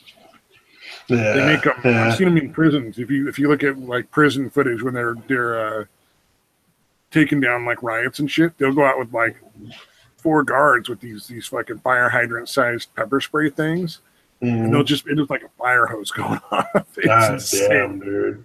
So like that one of Yeah. those things, they'd be people would stop that shit the next year. I guarantee they'd be like, I think I can walk in nicely and politely. Right. All right. I walk quickly, maybe, but that's it. I'm not pushing it beyond that. Yeah, that pepper spray is no fun. Right. Yeah. No, I've seen footage because like guards and I assume police officers have to fucking get pepper sprayed too, so they know what they're doing. Yeah, Essentially. they've all been pepper sprayed and maced and stuff. Yeah. You get That stun shit, gun, taser. obviously no joke, dude. They get handcuffed, so they know how the handcuffs feel. Mhm. Yeah. So yeah, I've definitely seen the reactions, dude, of people that know it's coming and are fucking prepared for it, and those Oh yeah. motherfuckers freak out. So yeah, I Well, can and they imagine. they also practice like the restraints and stuff on each other, the restraint holds. All right. Like they'll practice like takedowns and stuff on each other, so they really know exactly what they're doing, like as far as like what it's going to feel like because they've been there. Yeah, it's the way it should be. Honestly, I'm glad they Yeah. do that shit. Yeah, with as little training as our police get, I'd much rather there be a lot more training involved to get more than like 16 weeks to fucking carrying a gun around. Right. But at least they get that much. Right. Yeah, they're not throwing them out there and being like, "Hey, good luck, buddy." Yeah, exactly. All right, here's your gun. Don't kill too many people. Tenth one, you get fired. Hey, make sure you turn the body camera off if you're gonna shoot somebody. I'm sure that's what a lot of people think they do now, but no. Right. Well, that did happen somewhere, didn't it? Where they fucking actually turned the body cameras off for a little bit and they beat the shit out of people. Yeah. There's some dude like you see the footage, like it's literally like they slam him against the hood of the car, and then you hear the cop like, "All right, turn the cameras off," and they turn off the fucking car camera and all the body cameras, and then they like all turn back on again, and it looks like 20 minutes has passed, and the guy needs to go to the hospital. Right. And Yeah. it didn't look like there was any reason for it. Like he's just some junkie that was driving that they caught and pulled out of the car, and then just apparently were like, maybe he does it a lot, and they finally got sick of it. I don't know. Right. The police cop or the cop equivalent of like a code red. They're just fucking like, fuck this guy. Tired of dealing with this motherfucker. Let's really teach him a lesson. Get the soap, put it in the sock, and we're gonna beat the hell out of him with it. Yeah. You know what's That's why I funny? would never make it in the military, man. They'd code red me so fucking fast. You know what's funny about the scene in Full Metal Jacket where they do that with the soap in the thing? Yeah. The fucking dude that's the most hesitant to do it ends up hitting him the most, dude. Oh, he didn't want to do it, but he like hit him more than anyone else. Yeah, everyone else just hit him once, and then he's like, "Oh, I don't really want to do this." But then he goes up and whacks him repeatedly with it. It's really fucking You know, weird. some people, man, they turn on that fucking spigot and they can't close it. Yeah, yeah, just bizarre. Well, Poor I mean, Vincent D'Onofrio. yeah. Oh man, that's your war face. Show me your war face. I wonder if that shit, like, because that dude was a genuine drill sergeant.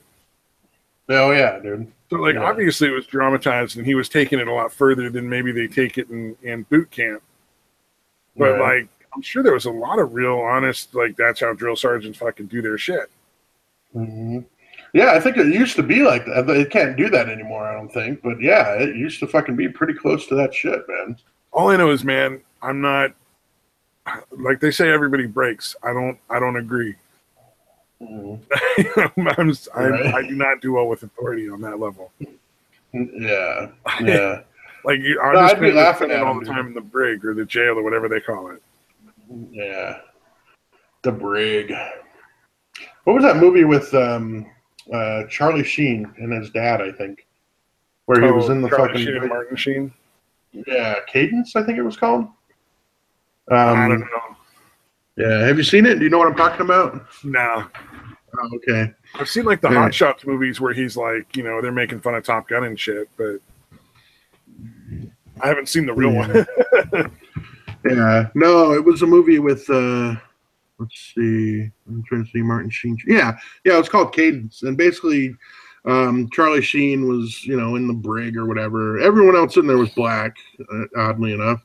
But yeah, basically the guy that was playing, his dad was playing like the main guy of the base or whatever, and he would just constantly fuck with him, dude. Like he would never say sir or fucking, you know, he would just constantly be a fucking cocksucker to him. It was actually a pretty good movie, dude. Pretty weird. Back when Sheen was still relatively normal. Well, the thing to remember is a lot of that stuff was based on like Vietnam and stuff like that. And in Vietnam and like World War II and those eras, like they needed soldiers so bad they were taking a lot of people who should be going to prison. All right, so, right. You know, you take a person who's like a dyed-in-the-wool criminal who's like, oh, I'll just go to the army instead of going to jail. Sure, no big deal. But they're still a fucking criminal. They're not going to just suddenly change their ways. Yeah. So, I mean, essentially, like, they had a lot of issues with those, you know, I'm sure they had a lot of issues with people like that in the military. You know, and some of them, they're going to get broken down and, you know, go full hog into the fucking military, like it's probably the gang members, especially. Because it's just like a different kind of gang. But, you know, some of the people who are just, you know, genuinely like psychopaths, they're not going to get fucking, they're not going to make good soldiers. You don't want them in your fucking army. Yeah. Yeah. I don't know how they thought that would work, but all right. I guess. It was, they weren't real concerned with it working because, you know, those people can always get sent to the places where all they need is somebody to fucking die. Yeah, that's true. Yeah, they didn't really care as long as they didn't have to send some rich people's kid. You know, exactly. Well, didn't they have that in World War I? Like the rich people could fucking pay people to go into the kids' places. Civil War, I know they did. Civil War they did. Okay, it was Civil War. Yeah, I'm not sure. It might have been in World War I too, but I know the Civil War was maybe under the fucking under the radar kind of thing, you know. Mm-hmm. Yeah. I would not be surprised. I think by World War I, it was just, yeah. I wonder if there's probably enough corruption by then where they're just like, hey, make sure my kid doesn't get picked for the draft. Well, I think there was a lot of uproar of getting certain politicians' kids always missed the draft. Right. Yeah. I wouldn't. I don't know. I think I've heard stories about that. I don't know. I could be wrong. Yeah. Yeah. Yeah. Trying to think. I think they accused Clinton of that draft dodging, although his parents weren't rich. He grew up poor. George Bush Sr., I think they accused him of that too. You know, his dad was a fucking senator or whatever. Oh, like a draft dodger. Yeah, yeah. Oh, that's right. Yeah. George Bush Jr. got to like go and fucking join the Army Texas Air Rangers or some shit instead of going to the military. Yeah, yeah. Yeah, something Yeah. that was nowhere near. But I think even George Sr. missed having to fucking volunteer for any of that shit too. Yeah, there was a lot of stuff about that. But then again, Yeah. you know, how fucked up is it? We have all these fucking political families. It's ridiculous. Yeah. Yeah, that shit really should be, you know, well, people keep fucking electing them, I guess. Yeah. It's name So, recognition. It's weird. Like, if you think about it, it's fucking weird, but it's true. It's like legitimately, like, people will vote because they're like, Bush? I know Bush. And so they just vote for that person because they don't know the other person. yeah, yeah, yeah. It's Like a right little now, I weird. think there's an unprecedented level of people really looking at politics because nothing like this year hasn't been any different than any other year as far as like the shit that goes on. Right, It's just people are paying attention now. right.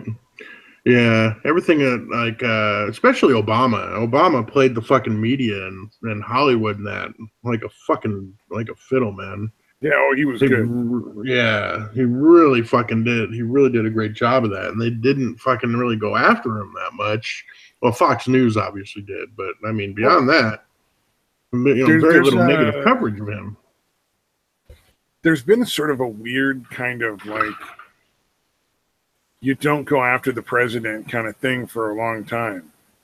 Right. I don't know where it started. I think it might have started with Reagan. But like it's just been like this softball thing ever since like I think really the last person they really went after was Bill Clinton. Right. And they really only went after him because it was the Republicans basically just trying to like fucking stall his political stuff. Right. Because they were like, we don't want him to get his agenda through, so we're going to just mire everything down in these investigations and bullshit, which is what they're doing with Trump now. It's the same bullshit they pulled with Bill Clinton. It's just the other side doing it. Yeah, and some of his side too. You know, there's fucking nothing there. Like the dossier that they claim that the FBI is claiming to investigate, like fucking was a fabrication made by Hillary's fucking political campaign. Yeah. It's not it literally, people in Hillary's campaign literally made that shit up whole cloth. Yeah. And the FBI has been using that to investigate. And the Senate has been, you know, all these senators and representatives have been wasting all this time looking into the truth. And the truth is, it's completely false. None of it was true. Yeah. No, it really is unprecedented, the levels that they're going to slander him in the media. And, man. At least Bill Clinton was really getting his dick sucked. Right. At least there was something, he really did perjure himself. Come on it, prove it. You know, like the crazy bitch saved a dress in a plastic bag with his jizz on it. Yeah. What? That's so bizarre, dude. That's the only reason she's still alive. Right. Because they knew if they killed her like they did with a bunch of other ones, that they'd find that dress wherever they found it. Like they were not going to be able to find it in her house. I'm sure she hid it somewhere. Mm-hmm. I think the only reason Monica Lewinsky is alive is because she made such a big public deal out of it and made sure to have evidence. Mm-hmm. And they couldn't make her disappear like they did with a lot of other women. Yeah. Well, through intimidation or suicide by shooting themselves in the head twice. Yeah. No, there's a lot of, I didn't believe it for the longest time when I first heard about the Clinton body count. Because I was actually, a pretty big fan of those guys, Hillary, Bill and Hillary.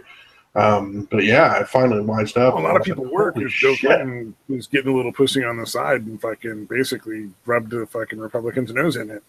Right. Yeah, that's just fucking nuts, man. So I don't know how accurate this website is as far as news. But supposedly a bunch of bank records show a lot of financial improprieties between Hillary and Russia regarding that uranium deal.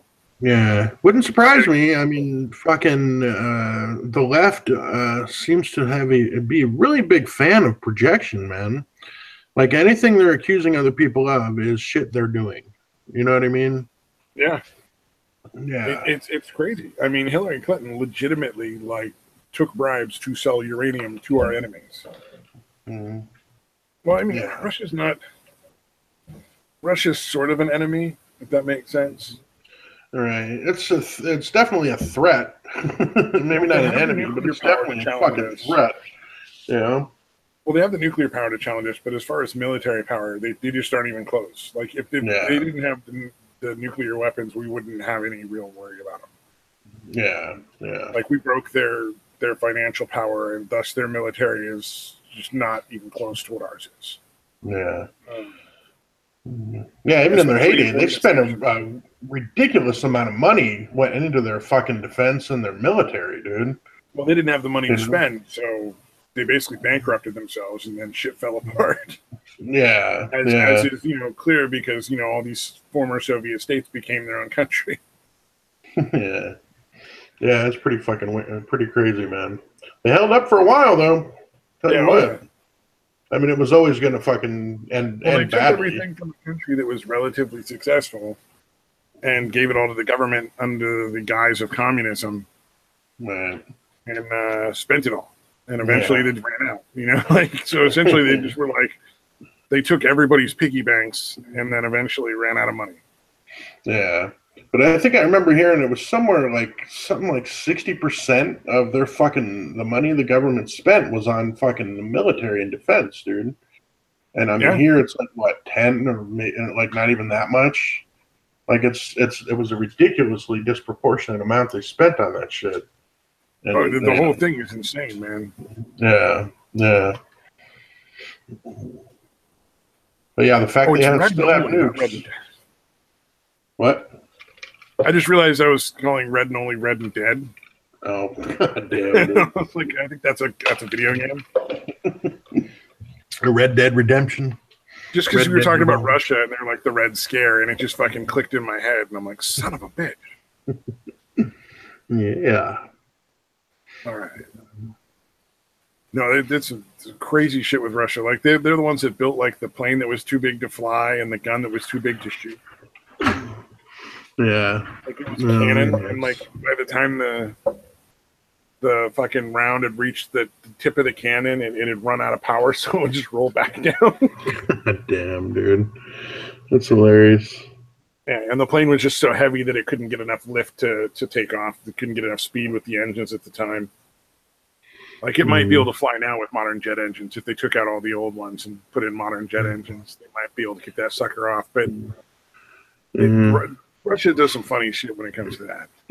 Yeah, they have the little fucking slingshot type, which actually works. But they have the have you seen the aircraft carriers? How it's basically sloped at the end, sloped up. Yeah, and it's just like a fucking big slingshot that just shoots the planes. Yeah, so the lift is kind of created by the fucking the sloped end or whatever.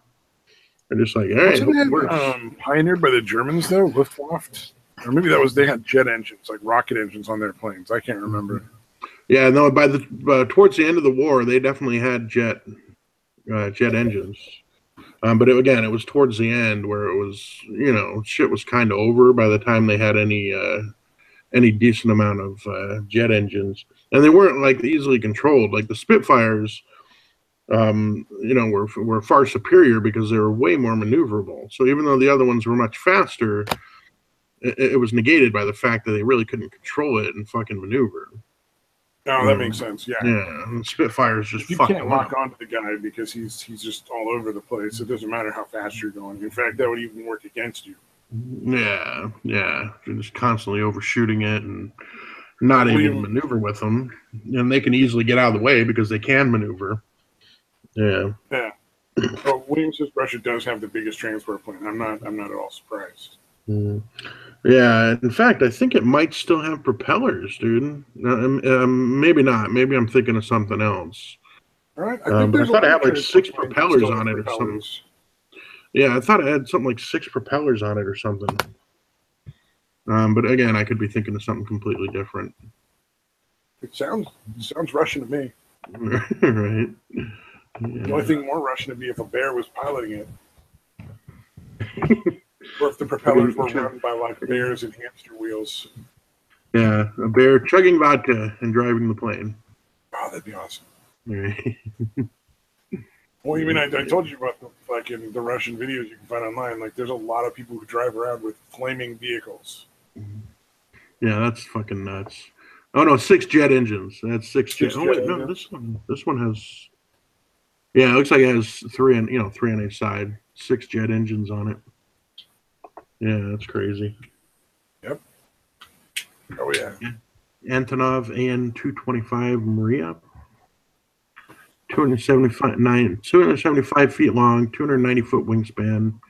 Takeoff weight of 640 tons. Wow. Well, and the funny thing is, if Trump was able to make Russia into an ally, that would be awesome. Right. Like, people talk about like they're these evil people, but Russians aren't like evil people. There's some corruption and shit, but like they'd be less corrupt than a substantial amount of our allies. Right. We already have our. Yeah. Like the Saudis are ridiculously corrupt. The Russians would be way more reliable.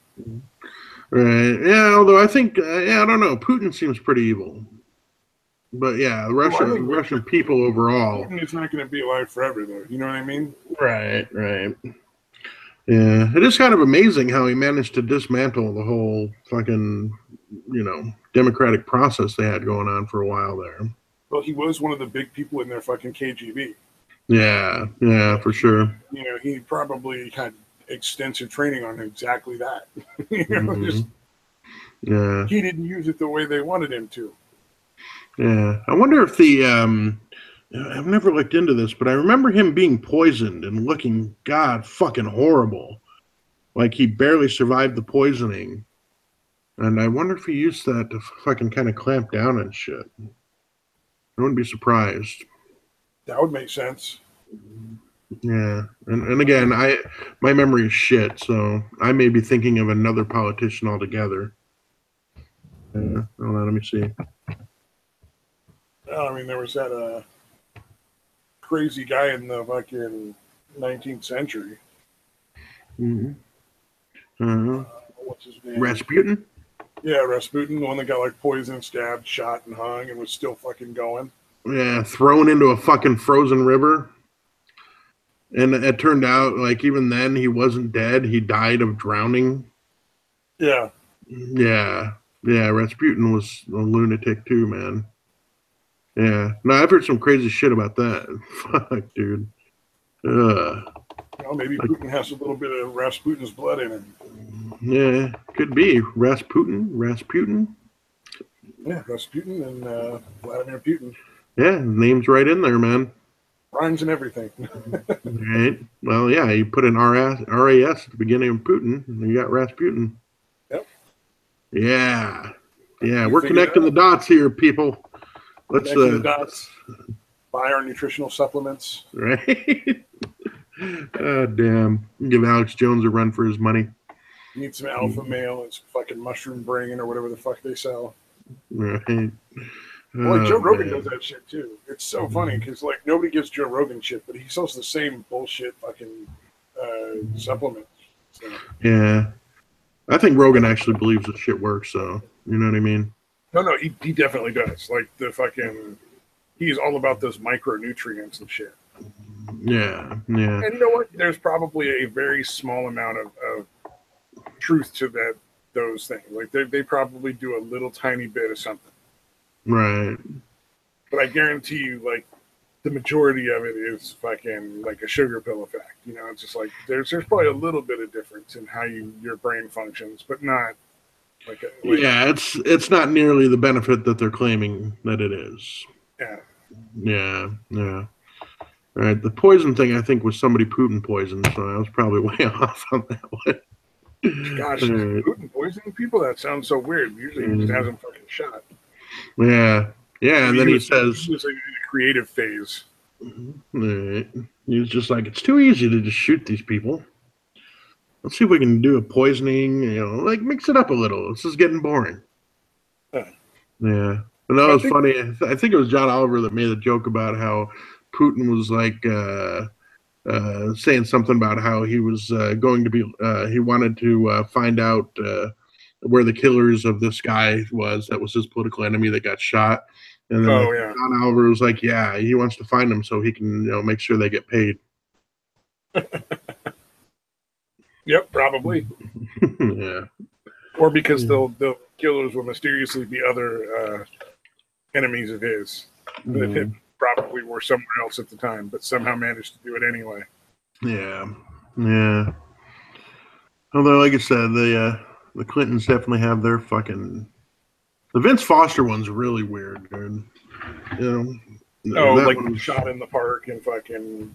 It's been written up as a robbery, but nothing was taken. Yeah, well, at first it was like it almost certainly probably happened in where he lived, but then they said they found him in his car. Like there's a report that says they saw him in his car, but then it was a report that that switched to where they found his body in the park, and yeah, it's just a lot of fucking really squirrely shit with that one. Yeah.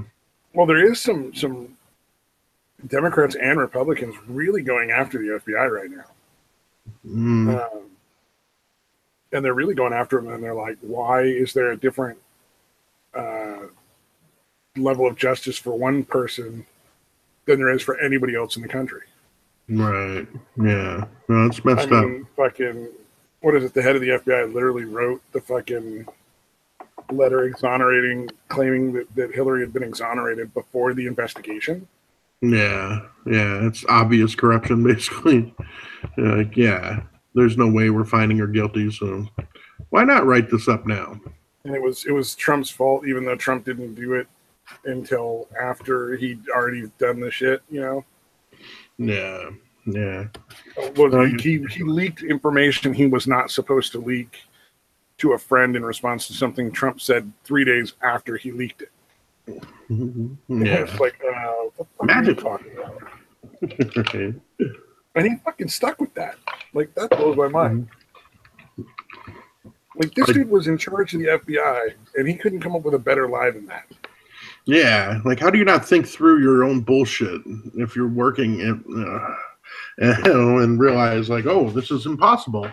I should probably not say this. Or be like, oh, I was mistaken. It was this other thing he said. Right. It was this other thing he tweeted, because it's not like there wasn't a lot to choose from. Like, I don't understand why you stick with that instead of being like, hey, you know what? This was a while ago. I made a mistake. Clearly, I meant this, but I said that. Yeah. No, he's doubling down. Why not? We'll just wait for the next scandal for people to move on and forget about it. I want the guy who runs the most powerful investigative service in the nation. He's in charge of a lot of our security to be like really, really more adept at what he does. Yeah. If you're gonna bullshit, you should be the greatest at it, man. It should be something that's pretty airtight as far as the bullshit you're gonna spew. Run it by a few analysts and see what they think before you fucking open your mouth. Well, he probably should have talked to Hillary and had her write his stuff up for him. Right. But then again, he might not have made it to the fucking trial if that was the case. Indeed. Taken out. Although, dude, I forgot. I never looked into the JFK shit that was supposedly released. Did you ever look into any of that? No, but I'm sure it's going to show that there was nothing really all that funky going on. Yeah. That's weird. There was stuff that went on, but I think it was just basic incompetence. Like, they just didn't want to release a lot of stuff without being able to do all the investigating first. Mm-hmm. You know what I mean? Like, with the bullets and stuff like that disappearing. I think they just essentially wanted to get everything done and finished. And they didn't want to get bogged down into, 50 fucking years of investigation in an open case kind of situation. Mm. So I think that's what it was. Yeah. But I mean, the stuff got released that they were trying not to release, right? Yeah, stuff did get released that they didn't want to release. I'm sure we'll hear about it sooner or later because it was a lot of files. Right. First it'll be Alex Jones. Oh yeah, well you gotta watch out for fucking Alexa from Amazon. Sorry, I'd forgotten about that whole thing with Steven Crowder. That turned into a weird thing. What was it?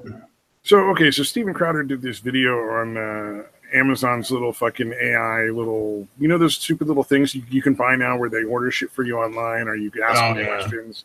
Yeah. They're little AIs that sit in a little speaker on your fucking coffee table shit. Well, Amazon has one called Alexa. Right. And Steven Crowder did this video where he was like, "Who is Muhammad?" And had this super answer. And then it was like, "Who is Jesus?" And then it answered with, "He's a fictional character." Blah, blah, blah. Oh, wow. And honestly, like, fucking who cares, right? Right. I mean, number one, who fucking cares? Number two, it's Steven Crowder, so obviously anything he says is fucking suspect. Yeah. He's not the most fucking reliable source of information. He's a fucking comedian. Yeah, he's incredibly biased, especially on religion. Oh, well, I mean, on so many things. He's ridiculously biased. So you got to take anything he does with a grain of salt. Plus, he doesn't really clarify very well between this is a comedy sketch and this is legitimately I'm being honest and I did the research stuff. Yeah. I couldn't. I followed him for a while because he is pretty fucking funny. But neither really, not really here nor there. But then suddenly everybody got all upset and we're like, no, that's not what Alexa says. And people started like TJ from fucking the Drunken Peasants podcast. Oh yeah, Mr. Banana Man, atheist. Yeah, Mr. Banana Man himself. He's ordering one so he can do a video, and he's like, if I can prove it's lean right, then he's an idiot. And I'm like, you call him an idiot. Yeah. It's Steven Crowder. I don't think you have to prove that. Right. But there's all these people fucking going crazy about Alexa and being like, no, it's not true. And I'm like, really? Do we need like this level of attention for just something so fucking banal? Yeah. Like, are we really having this? We have to defend. Alexa is converting the children to fucking Islam. I mean, what is going on? It's just that is. Yeah, well, TJ's full of shit, dude. It's been proven pretty time and time again. It's Blair White. It's fucking TJ. There was a bunch of people getting on this bandwagon wanting to get their fucking piece of the pie of outrage against Steven Crowder and his lies. Mm-hmm. Yeah, no, they all kind of fucking kind of bite each other's shit as far as that shit goes. Yeah, any topic, they're like, "Ooh, I can make a video too." But it's not a community. Yeah, no community. They just get together and decide what and when they're going to release shit. Yeah, it's so fucking funny, man. This like we're a community, we're not a community thing. Yeah. The denial is pretty fucking hilarious, dude. Their fucking insistence that there's no community when it's so fucking obvious there is a community. Might not be super defined, but there is definitely a fucking loose-knit community. A community can just people that have a shared interest, and they all make YouTube videos on basically the same subjects. Yeah, I don't understand why they have an issue with it. It doesn't make any sense, dude. It's English. The word means what it means. You guys qualify as that. Get the fuck over it. Yeah. The denial is really weird to me. Yeah. People are, it's almost kind of suspicious that they're so, I don't know if it's like an edgy thing, like an outside, I need to pretend to be an outsider, or like, I wonder what the motivation is. That makes sense. If you're not the outsider, then maybe you don't have as much cachet. You know what I mean? Like you're not as cool. Yeah, you're not as cool or edgy as you're if you're part of a group. You're too mainstream. You were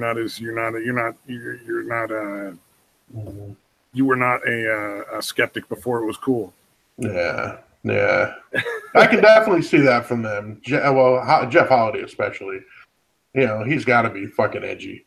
You know what I mean? Like that's his whole thing is he needs to be the fucking the well, what's interesting is a lot of the smaller people who were kind of starting out to make skeptic stuff are just changing their content. They're just like, I'm not really interested in making that.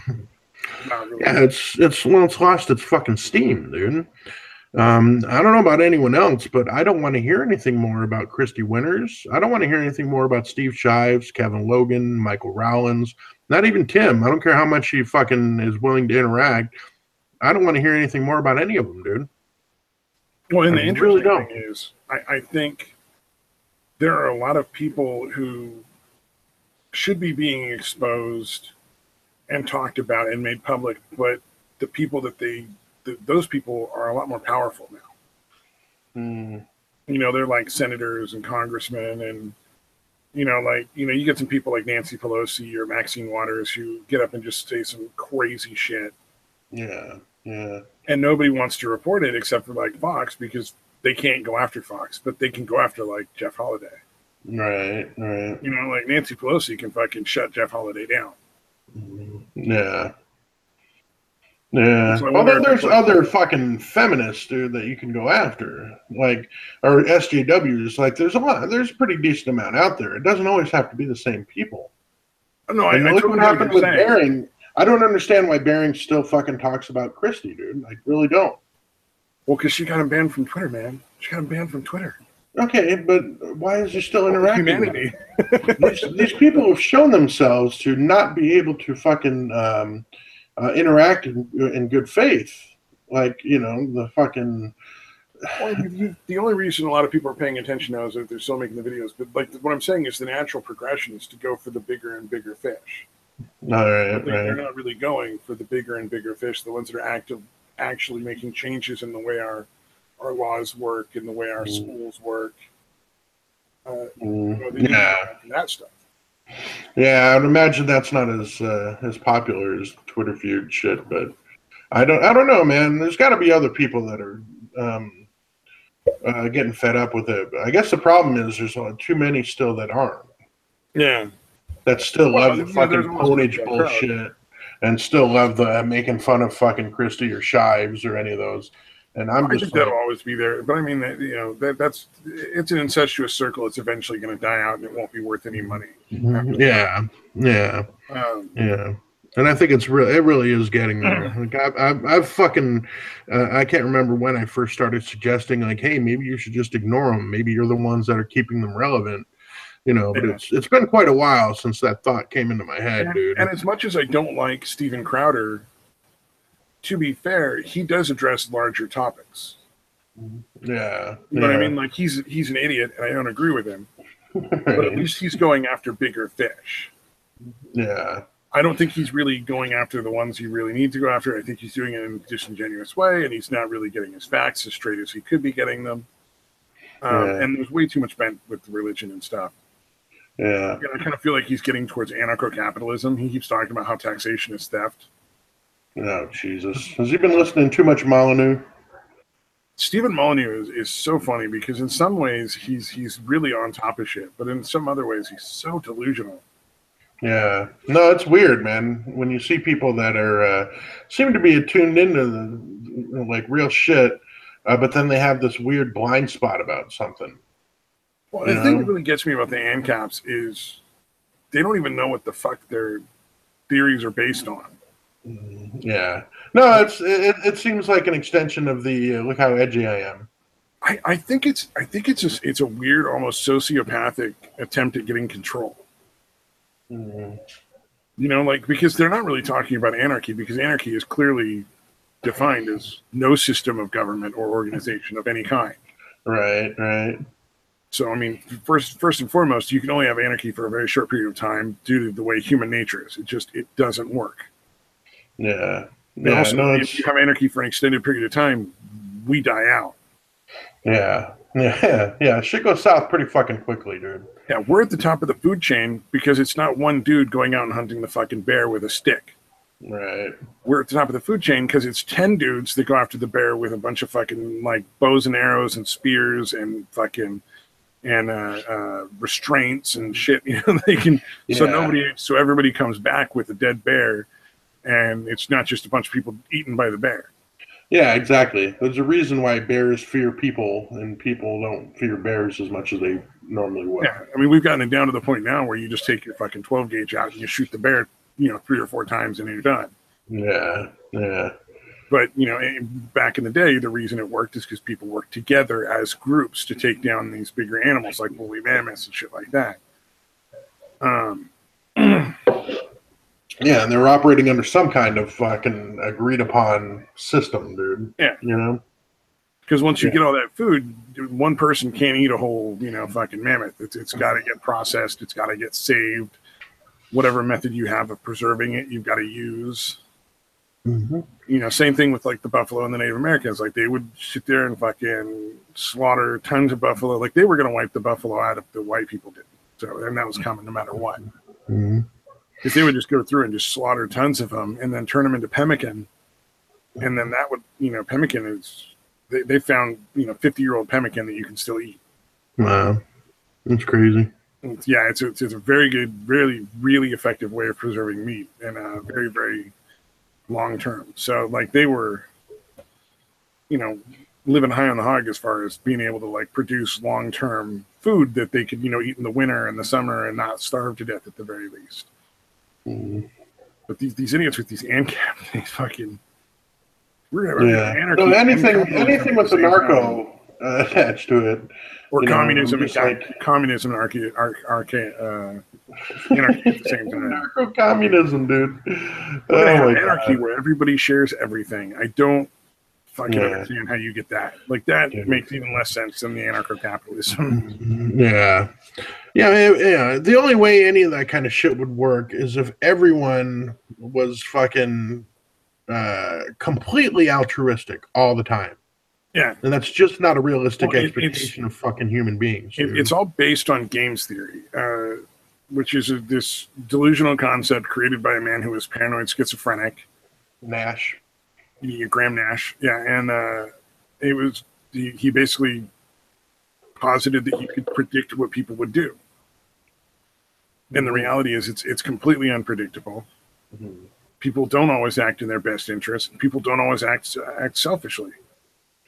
Yeah. You know, it's like you don't know if the guy, you know, 100 different people walk by a hobo, you know, 5 of them might give him money. Somebody might spit on him. Like, mm-hmm. you can't predict how people are going to respond to certain things and how they're going to do business and stuff like that. It just doesn't work.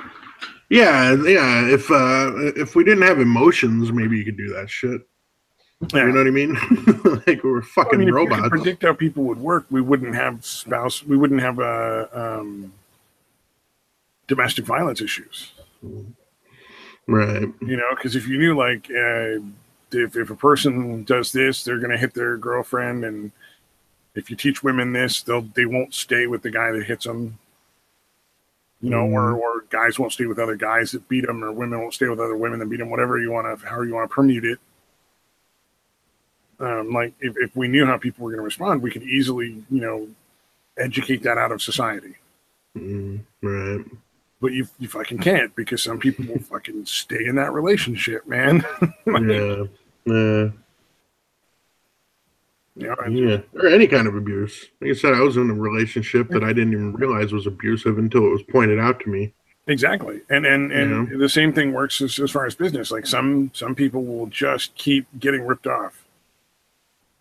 And they will just keep spending money on these people who are stealing it from them, and they'll never figure it out. They will never figure it out. And some people won't get ripped off in the first place because they'll see it coming, and you can't fucking predict that shit. It doesn't work that way. Who's this in the chat? Do you know who this is? Viralis TV? I don't know. Yeah. But he came and left. I'm pretty sure the only person in chat is William. All right. If then, okay. All right. I was just wondering. I was like, what the fuck is that? I don't remember seeing that person. Yeah. I mean, I'd love it if people weren't assholes and you could actually have like a free market. But like, it's with the whole like net neutrality thing. Like, net neutrality was put in place specifically to prevent things that companies were doing. Right. Like they were gonna start doing these like charging by data usage and not by how much speed you get, so that they can give you all these overcharges. They're gonna start limiting your access to certain websites unless you pay premiums.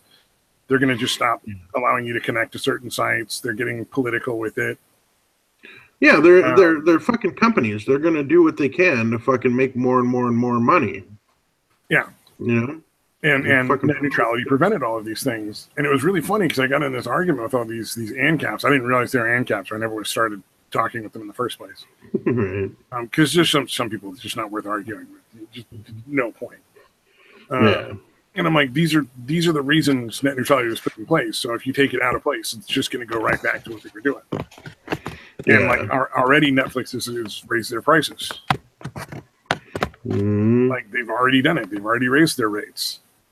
And that's just going to keep going up because they have to pay a premium in order to, get the speed for their customers. Yeah. And eventually we're also going to get charged too. So they're going to start double dipping essentially. They're going to charge Netflix more to get the speed out to their customers, and they're going to charge us more to get the speed from them. Yeah. And because people want to think like, oh, you're going to shut down like fucking. They don't give a shit about Stormfront. They might stop allowing access to it, and there's nothing anybody can do because it's not illegal. Like it's a company. It is illegal if it's the government. The government got smacked down by the Supreme Court when they tried it. Yeah. No, I don't understand how they don't grasp the concept that net neutrality was a good thing. Oh no, there'll just be all these companies are going to spring out of nowhere. They're going to suddenly have billions of dollars to spend on all the infrastructure that it takes to make the internet work. Yeah. Fucking morons. Yeah. It really is fucking ridiculous, man. Well, the thing that really got me was like they're throwing this Supreme Court case at me where like the government basically created a bill to try to censor certain sites because they were considered indecent or to be showing stuff that was morally reprehensible kind of bullshit. Right. And the Supreme Court was like, no, you don't get to choose what in any respect you don't get to decide what sites are good and bad on the internet. Unless it's blatantly illegal, like people are organizing hitmen or selling drugs. You don't get to shut this stuff down. Yeah. You want to shut down a red room site, that's fine, but fucking something where it's actually illegal. But yeah, exactly.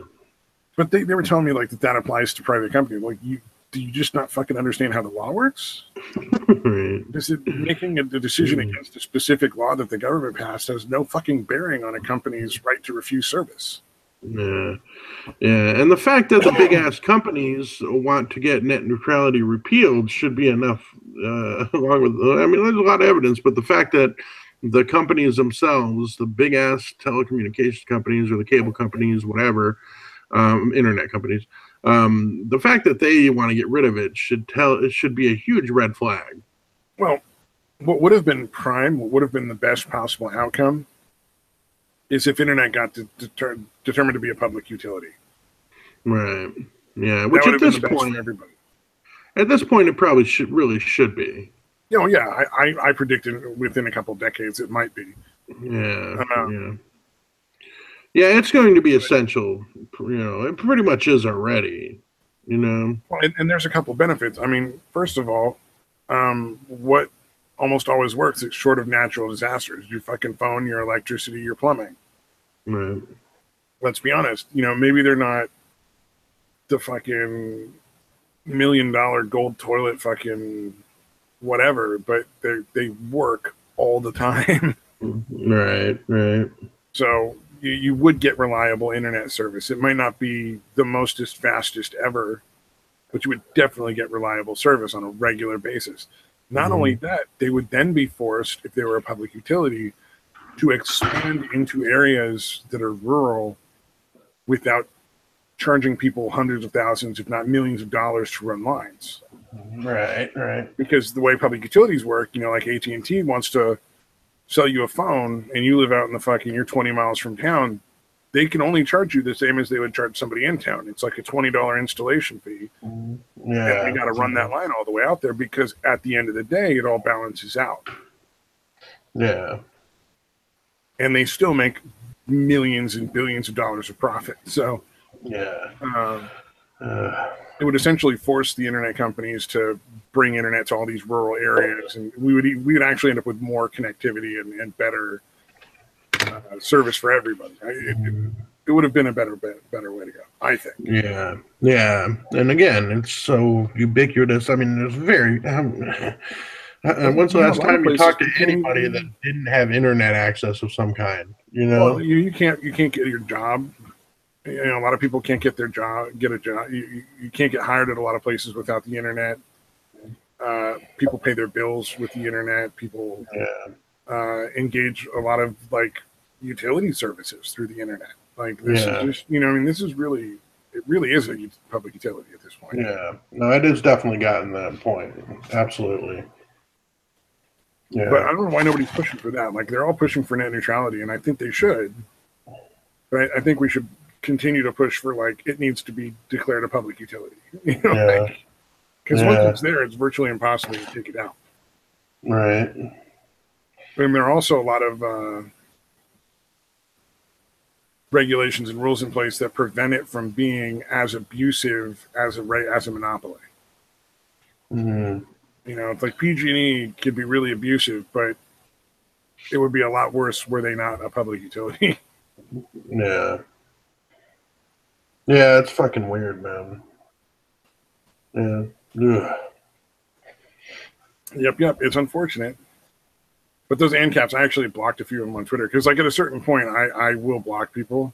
I don't want to, but if you're just spouting nonsense and just being insulting and ridiculous, and you don't know what you're talking about, eventually I'm just going to block the person if they won't stop. Right. Because I'll eventually if they're getting annoying, like you can be fucking ridiculous and say a few ridiculous things at me, but if you're going to keep at it and I'm just not interested, and you're being a fucking crazy person. One of them was super respectful for a while, and I didn't block him. But I eventually just stopped responding because he started to get really just like, you're a liar, you're making shit up, you need to give me sources, blah, blah, blah. And I'm like, Google, it's friend, it's real, not hard. Right. And then I was also, and we're on Twitter, I'm not writing you a bibliography, you freak. Like, come on. Yeah. Like, okay, if you're determined to believe what you believe, that's fine, but I'm not fucking. Yeah, I mean, I can send going out of my way. Fucking Wikipedia article on Nash and games theory and free market theory, but he's not gonna, like, it's information he's heard before. Yeah, the factuality of it is not gonna sink in and suddenly work this time. Yeah. Well, plus anything from Wikipedia, they're gonna be like, that's not a source, you know. Well, it's a starting point, and it covers the basics. You know, like you can use it to find more stuff if you want. Yeah, no, that one usually will have for something like that. We'll have fucking citations and sources listed. Oh yeah, and it's, you know, Wikipedia for the most part is fairly accurate. It's not the end all be all. Right. Yeah, it's definitely not. We're having a discussion on Twitter here. We're not in a classroom having a formal debate. Right. It's not my what do you call that? Oh, where you write like the thesis paper. Yeah, it's not my thesis that I'm writing for my fucking doctorate at fucking Harvard. Okay? Right. Yeah, but there's a lot of people that will dismiss something and laugh at people because they use something from Wikipedia as a source. Well, here's my thing. They're trying to say that I'm a liar and I'm making stuff up, but they won't put forth any sort of counter theory or show any of their own evidence or sources for any of their own things to back their own things up.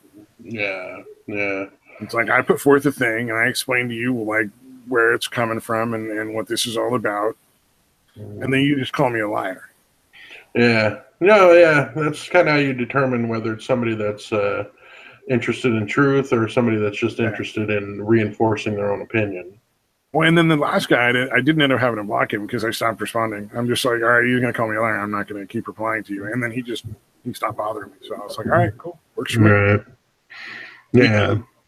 I'm all for trolling, man. Don't get me wrong. I'm all for trolling, but there's a certain point at which it's like, all right, man, you're getting weird and you're starting to like fucking just be mean and not funny. In my mind, you got to be funny if you're going to troll. Yeah. It's got to be kind of funny, and it's got to piss off the other person a little bit. You want to get under their skin a little bit. You want to get them riled up, but you also want to have an end game. In my mind, like you do have to end the troll at a certain point. Yeah. So I'm not Andy Kaufman. I'm not that. That's not how that works. Yeah. Not going for the long troll. Callback humor. Well, I think the funny part was, when in reality, when Andy Kaufman told his, friends he had cancer, they were like, "Wait, are you serious? Like, is this another one of your jokes? Because we really need to know if you're being honest with us." Right. Yeah. See, that's something. That's pretty awful. Like, he was so good at crazy shit like that you can't even believe him when he says he has cancer and he's dying. Well, because he fucking, like he did the whole thing with Jerry Lawler, the wrestler, and he went to the hospital. He wasn't injured at all. Right. Like, they'd worked it out beforehand. It was all planned. Mm-hmm. He pretended to get Jerry Lawler all riled up. Jerry Lawler did, like, wrestling moves on him, and then he, pretended to be super injured. And the neck brace and everything. Yeah, and I'm going to sue you. And I'm from Hollywood. Fucking, I'm from, you're making fun of him. You're from Memphis, Tennessee. Fucking, yeah. That shit was fucking crazy. Yeah, exactly. So, to be fair, are you really sick? Fair question at that point. Yeah, it's not like you shared that with anybody but Jerry Lawler. Yeah, because you've all seen plenty of fucking evidence that you were willing to fucking straight face say shit like this and be totally fucking joking.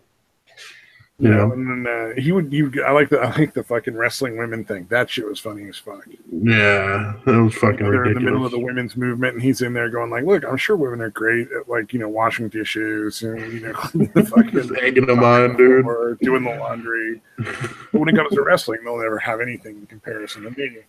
Mm-hmm. I'll wrestle any woman in the room. What a weird fucking thing to do. Yeah. He was out there, man. I thought Carrey did a really good job in that movie of fucking portraying him, dude. Oh, Jim Carrey's a great actor, man. When he does the serious roles, I actually quite like it. But Eternal Sunshine of the Spotless Mind. Oh, it was a really funny thing about, he had a snippet of how fucked up Hollywood really can be. Mm-hmm. So Eternal Sunshine of the Spotless Mind, for anybody who doesn't know, is a movie where basically you can have people removed from your memory. Mm-hmm. So he breaks up with him and his girl end up breaking up. She has him removed, then he has her removed. Out of spite. And I think at the end they end up back together. Like, yeah. Dude, you think you don't remember the ending of that fucking movie? It's been a long time since I watched it, dude. Like 10 or 15 years. Well, yeah. Okay. Well, the ending is pretty powerful, dude. Don't they end up, like, the memories come back and shit? And, like, they end up back together? The chick, spoiler alert, if anybody hasn't seen it, you really should see it. It's like 15-year-old movie, spoiler alert. Well, no, I'm just saying, if they haven't seen it, like, don't listen to this. Go watch the fucking movie. Because it really is a great ending, dude. It's really beautiful. I own the DVD. In my opinion, it's a really beautiful ending. It's the fact that they basically, the chick that worked at the place that did the memory erasing, finds out that she got her memory erased from messing around with the doctor. And she had gotten her memory erased, and then she found out about it, however she found out about it in the movie. And then she figures that, oh, this is really a fucked up thing, because she had fallen in love with him again. That's how she found out about the fact that her memory got wiped. Okay, and that was, what's her name? Kirsten Dunst was the person. And she gets, like, pissed off and thinks that like, no, I now see that this is a horrible thing. She goes back to the office and mails everybody's shit back out to them with the recordings. Because when you go to do it, they're recording, what you're talking about and, like, why you want to erase the person. So basically, the amount of stuff that they have from the recordings is enough to trigger the memories, or at least people can know what they feel. Well, no, it's not even that. It's basically what happens is they're driving, and the chick, they had met up again after they both had the memory erased. Yeah. And they're driving, and she gets the tape. Like, and she picks up her mail and she gets the tape, and she's like, "What is this?" And she puts it in, and it's her talking shit about him. And he's like, "What the fuck are you doing? Like, why are you fucking with me?" And she's like, "No, I'm not fucking with you." He's like, "Dude, clearly you're fucking with me." And he gets all pissed off. Like, like, what the fuck is this bitch crazy? Yeah, what the fuck is going on? But then he goes home and he had his delivered. So he's listening to it. She ends up going over to the house and fucking, like, you know, they're kind of fucking, you know, whatever. They're listening to it, and then she's going to leave, and like he kind of stops her, and he's like, "Wait." She's like, "What?" He's like, "I don't know. Just wait." And they kind of fucking go back and forth, saying like, you know, like, okay, well, this is what's going to happen, and I end up doing this, and you'll end up getting bored with me, and blah blah blah. And then he's just kind of like, okay, you know, like kind of like let's do it anyway. You know, like I'm fucking crazy about you. I don't even care that that's how it's going to end up. Let's do this. Yeah. You know. Well, anyway, and I just think it's a beautiful thing, dude. Yeah, but the movie primarily is about heartbreak and like, you know, how hard that is to deal with. Right? You know, it's all about that. And so the director met with him a year prior to that, and Jim Carrey had gone through like some very real like heartbreak of his own, like losing. I don't know what it was. He didn't go into that, but the guy was looking at him and says, "Oh my gosh, you're so beautiful and broken right now. Stay that way." Oh, the director? Yeah, the director wanted him to stay fucking heartbroken and destroyed for a year for the sake of a fucking movie. Damn, dude. And he's just like, how fucking sick is that? Like, how disturbing is that shit? Yeah. Well, or he like did a Kevin great James. performance. Yeah, well, but then Kevin James, you know, who they were like, you know, don't fucking lose weight or you'll lose parts. You won't get movies anymore. You'll lose your career. Yeah, that's fucking horrible, like dude. shit like that. Like that's, you know, crazy shit. Yeah. Or like any woman over 30 is too fucking old for movies. Yeah. Yeah, it gets fucking ridiculous, dude. Well, that's how you get, like, it's like you can't have romantic roles with people over like 30. I'd love to see some fucking romance movies with like 40-year-old single parents, you know, who don't look like supermodels, who just look like regular people, and just fucking like a real fucking like relationship develops. You know what I mean? Like, yeah, something that isn't over the top fucking crazy that sets weird expectations on people in real life. Well, I just think it'd be interesting to see a movie that really depicted like an actual relationship. I think that might be entertaining. Yeah, or maybe have somebody just settling for somebody, giving up on finding Mr. and Mrs. Right. That would be the most depressing movie. Nobody would ever want to go see that. Fuck, this is I think you get a lot of cachet for the artsy partsy kind of aspect of it, right? And I think a lot of people would you'd make it really successful the first time around. But I think if you ever released another movie that was in the same genre, people would be like, "No, I can't do it again. I don't want that fucking ending. Fuck that bullshit." Yeah. That'd be interesting, though. Oh, I think it's probably been done. I'd watch the shit out of that movie. Are you kidding me? I'd watch the shit out of a movie where fucking like Kevin Bacon is like, you looking all wrecked and shit. No, who looks really wrecked right now? Fucking Zach Galifianakis is like dating who's in her 40s and looks kind of like swollen. Jessica Simpson got kind of big. But she's still kind of hot too. So I mean, like maybe like him and Jessica Simpson like end up in a romance, and she's like, well, you know, at least he doesn't hit me. He has a steady job. He looks like he looks like a garden gnome, but you know what the hell? He doesn't abuse me. And he has a great job, and I get to live in this nice house, and you know, we have a kid together now, and you know, like just as it progresses. Right. Like whatever. This is not hitting the jackpot, but this is all right. This will do. Like I could put another quarter in, but I'm probably going to end up with a fucking bust. And this is 2 cherries, and maybe it's not 3 cherries, but right. It's not all 7s, but that'd be pretty fucking fun. I would watch the shit out of that movie. Right. That'd be interesting. I'm down with the slice of life kind of stuff, man. I can watch that. Yeah. Just watching and live. Yeah, that'd be weird. I just think there's a bigger market for that than Hollywood really gives credit for. Yeah. Like I said, that's you can do it occasionally, but yeah, for the most part, they want the super happy ending. Well, and you can have like exaggerated, over the top, fun moments in a movie like that. Right. You can have chaos and wacky things that happen. Those things happen to people. People have weird shit happen to them all the time. Yeah, you can almost have that where it's like person's like that kind of settled is like, oh man, this is a great time. I wish this was enough. I wish this felt like enough. Yeah. You know, I wish Or you this can was even enough make the to make me feel movie. content. You can even make the movie where they go from settling to actually feeling happy with it. Mm, Like yeah, show the that'd be transition from interesting. like, oh man, this is just I guess this is the best I can do, and then you just show like gradual moments for like the next 4 or 5 years where the person eventually is like, you know what, this is pretty good. Yeah, where they're actually like, this couldn't have turned out better, and I didn't realize it until now. Yeah, exactly.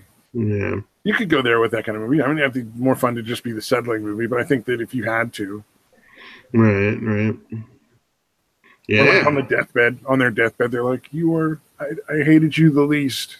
Okay. Just fucking, you were the Damn. least disturbing in my life. You said deathbed. I was reminded of the deathbed, the bed that eats people movie.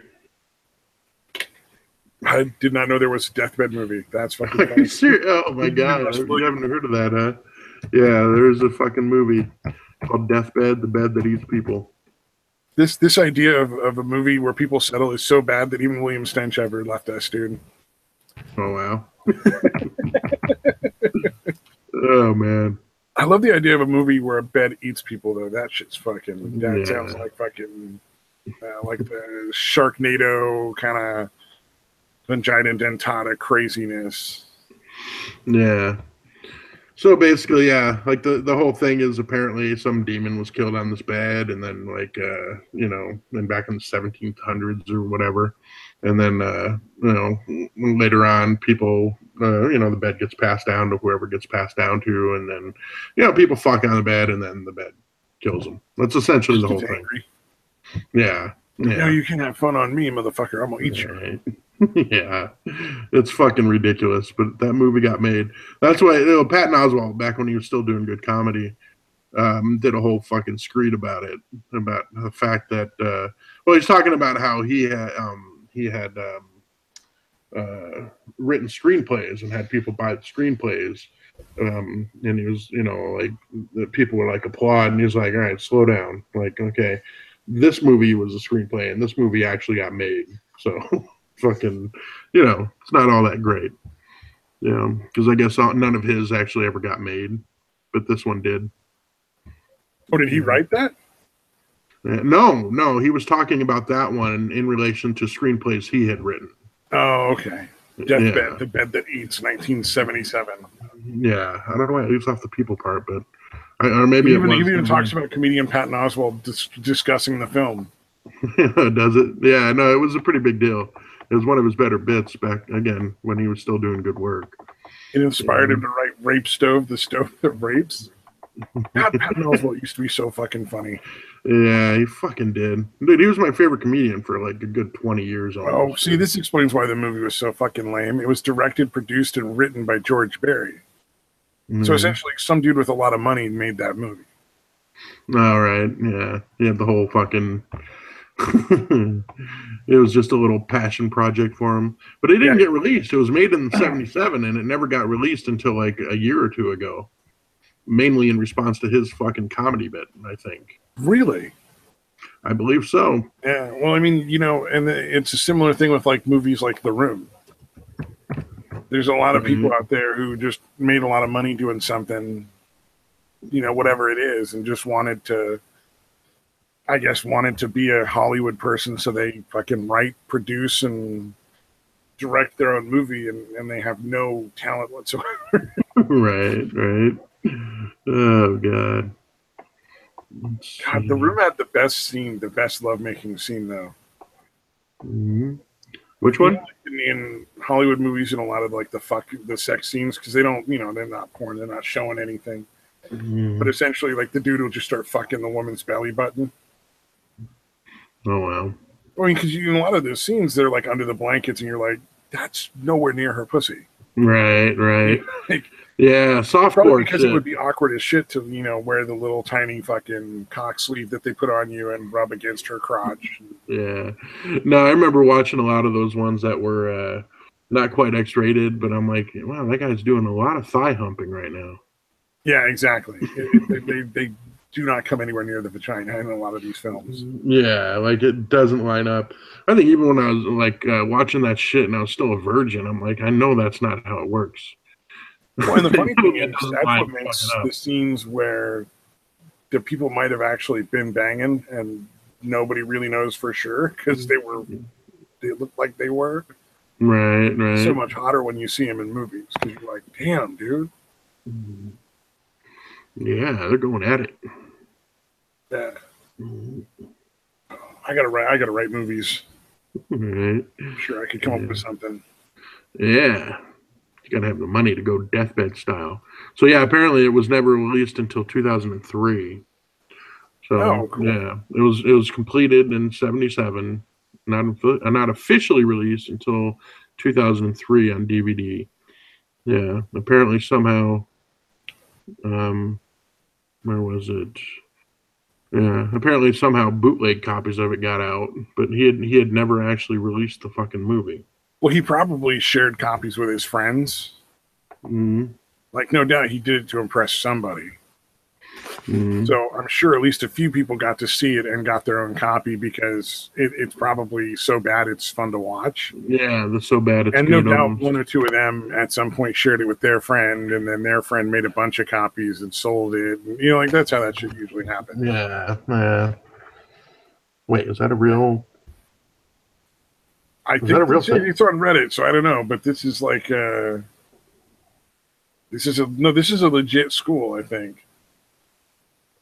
Yeah, no, I'm talking about that. LGBTQT That's what I'm talking about. That right there. I was asking about that. IQQ Yeah. inclusiveness training. Yeah, this is on Reddit. It's a legitimate thing, like that they're trying to train. Jesus. I thought LGBT was plenty. It really Where did should they be get plenty. this number? Fewer than 1% of ETFO members are open with their identities, though some surveys suggest as much as half the public secretly identifies as LGBT to some extent. Where the fuck did they get that number? It's complete bullshit. Yeah, there's no way they have fucking stats to back that up, dude. Because it's not true. Yeah. It's just not fucking true. Yeah. Like, first of all, can we get rid of polysexual and pansexual, or polyamorous and pansexual? Because those are essentially the same fucking thing. It means you like to fuck a lot of different people. Yeah, it's bisexual, basically, right? Well, you're a slut. We get Yeah, dude. it. You Yeah. know? Yeah, Allies you're a is completely bisexual slut. unnecessary. Asexual, you're an aberrant person with severe mental issues. Right. It's not a sexuality. You have severe mental problems. Right. Questioning. I don't know what the difference is between cure and questioning. Queer and questioning, I don't know. Intersex is not true. Two-spirit is bullshit. Transsexual is mental. Well, I mean, which is it, transsexual or transgender? You need two separate ones for that? Yeah, that's weird. Yeah. Like I said, I thought all the stuff that they added on could be covered under either the L, the G, the B, or the T. Demisexual is horse shit. Bisexual, you like men or women, big deal. Genderqueer is nonsense. Gay and lesbian are the same fucking thing. Yeah, trying to pretend like queer is something different than. Yeah. Well, why can't it just be homosexual? Yeah, yeah. Homosexual, bisexual, and tranny. HBT. That's it. Fucking simple. LGBT sound. It's a little catchier. I'll be honest with you. I give you that. Yeah. Well, I you want to have like lesbian, gay, and be like, well, women who love women are different than men who love men, and they're not homosexuals. Yeah, yeah. It's unnecessary, but honestly, it flows a little better. That's probably why they did it. They're like, no, we can't do HBT. Plus, the lesbians want their own thing. Let's give them a fucking letter. Shut them up. Yeah. Well, the funny thing about this is, like, this is the first time I've seen this long string of letters, and it's not a joke. Yeah, that's what I was asking when you first put it up. I'm like, this is a joke, right? That's, I had to share it for that reason, because I saw it. I'm like, this is insane, but I think it might be real. Yeah. Yeah, literally all that shit is either fucking bullshit, made up bullshit, or it can be covered under the L, the G, the B, or the T. Yeah, exactly. Yeah. I still think HBT is all you need.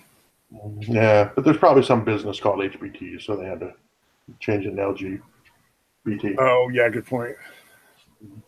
LGBT. I want the rainbow back. Rainbows are nice, man. I want them back. Yeah, yeah. Yeah, the rainbow worked. I think if we start making rainbow swastikas, they'll decide that rainbows are a hate symbol, and we can have rainbows back. Yeah, interesting. I want to get that trending, but I don't think anybody's going to go for it. I don't have enough of a following. That'd be interesting to get a tattoo of a rainbow swastika. Well, I wasn't going to go that far because that's permanent. Right. I mean, it's a great joke. But, that might be too far even for me. Yeah, maybe a henna one, not a a henna one. I'd be down with. That'd be pretty fucking funny because I'd probably lose my job. Oh God. I used to be really hateful, but only of gay people that were black. Yeah. God damn. Oh, do you know what they're fucking? Oh, what is it? They're fucking what's his name? Trudeau in Canada. Oh, in Canada. ISIS people to Canada. Mm-hmm. Oh yeah. He wants to help them transition back into life or some weird shit like that. It blows my mind. I'm like, now we need another fucking wall. Trudeau's a fucking.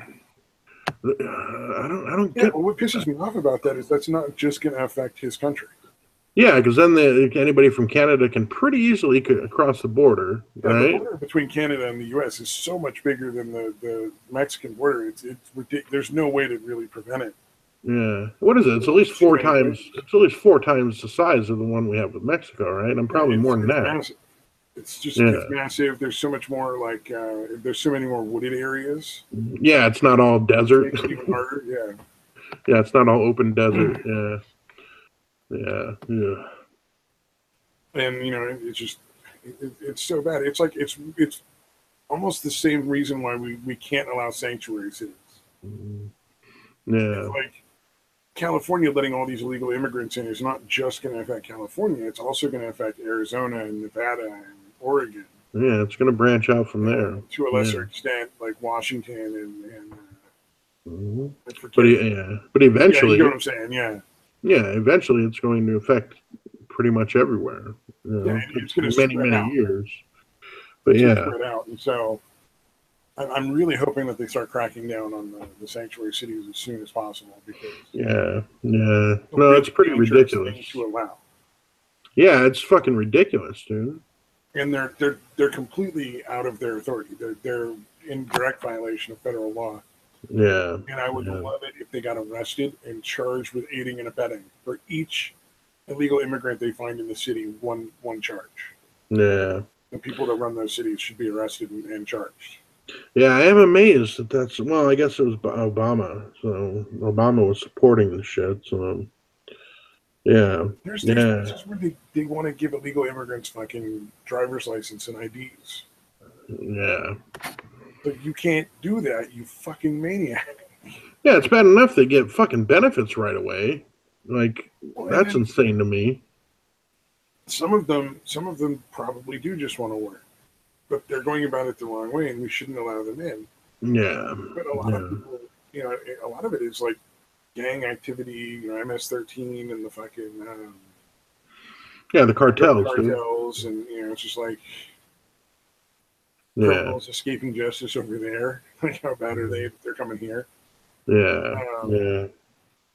Yeah, to pretend like none of them are criminals, like that all of them are just going to be hardworking Americans is ridiculous, dude. Not that long ago, some Border Patrol agent was fucking beat to death by a bunch of fucking illegal immigrants. Wow. Like, they just flat out beat the man to death because they were a bunch of criminals. Yeah, it's fucking, sick shit, man. And it's so weird. But now we got Canada with fucking ISIS. They're like, hey, come on in, terrorists. We'd love to have you. Yeah, we'll resettle you. We'll help you get back into society. You guys will be so appreciative, I'm sure. Well, and I'm sure that part of that is going to be making sure that nobody knows who the people that they're, putting in the house next door really are. Yeah.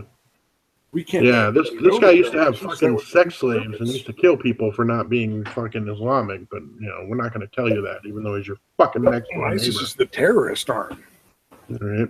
Like they're like a terrorist group. They're not even like Islamic soldiers. They're flat out just terrorists. That's it. Right, right. Yeah. Although again, I've heard plenty of them describe them as well. They're true fucking. They're true Well, they are true. Muslims. They're living They're the way true it should Muslims. be. No, they are true Muslims. They're following the doctrine exactly. Yeah, yeah, yeah. Ugh. So I didn't read that article. I assumed it was some dumbass people from Canada that decided to go join ISIS that they was talking about, but that's not it. Then you're talking about him wanting to take in people that were just lived over there and were ISIS fighters. I think he wants to take in the kids that were ISIS Oh, fighters, but that doesn't okay. make it any better. Like Yeah, they've been indoctrinated. So what the fuck? you're not going to just suddenly like read them a bunch of poetry and have them draw some pictures about their feelings and have them not be brainwashed. Yeah, they're gonna view you as infidels. They're gonna fucking understand that it's okay to bullshit you, because you're fucking infidels, and you know, yeah, it's Well, and yeah. they'll have been prepped for whatever your plan is Hmm. by the people that run the rest of the terrorist group. Right, yeah, They're like, these here's an infidels. opportunity for you to get into the enemy's territory, and all you got to do is pretend to follow through with these things, and then eventually they'll leave you alone, and that's when you get your bomb or your truck or your gun or your knife or whatever, and go out and kill a bunch of people. Right, yeah, yeah, it's Or asking for. we're gonna have this family that's already there is gonna hide you, and then once they stop looking for you, you're gonna cross over to the U.S. and Yeah, Trudeau has been a fucking disaster, dude. how did he Uh, even win? Like he looks like an asshole. right. Yeah, I think they were just fed up with all other shit, so they ended up voting for this guy because his dad was a fucking somehow fondly remembered, I guess. What? No, Hold on. I don't know how long the term is for them. I Yeah, think there's he's no got limit. 2 more years. Right. I've seen a couple of tweets where people are like, "Yay, 2 more years of Trudeau." So I think it's 2 more years. Okay. So that's I four. don't know, Okay. man. Canada land is different. They're all full of maple syrup and fucking living in their igloos with their dog sleds. I don't know. Mhm. Yeah. Yeah. I don't know. I think most of them are decent, dude. I really do. I still No, do. I know. But yeah. 23rd current prime minister of Canada. And if they're not decent, they will definitely apologize to you for it. Right. Yeah, man. So yeah, these fucking lunatics that seem to have taken over. And I think it's mainly in Quebec, honestly. I think that's where the stronghold is, but that happens to be where the fucking Well, it's government probably similar seat to the is. U.S. in that there's like the urban centers are basically controlled by like these crazy lefty people that just Mm-hmm. don't understand the rest of the country and think that they're just backwards Right. fuckers. Like they don't get it. Yeah. Yeah. Like the people that live out in the fucking boonies and grow the food and shit, they're not stupid. They just have a different set of goals. Yeah. Like they want to be part of like nature in a very real Yeah. way, not just by eating wheatgrass Right. and doing yoga Yeah. Well, in your and air that's the conditioned thing, fucking man. studio. People like that don't have time to fucking sit around and wonder how many fucking genders there are or fucking dumbass bullshit that they come up with. They don't. They're not fucking interested, dude.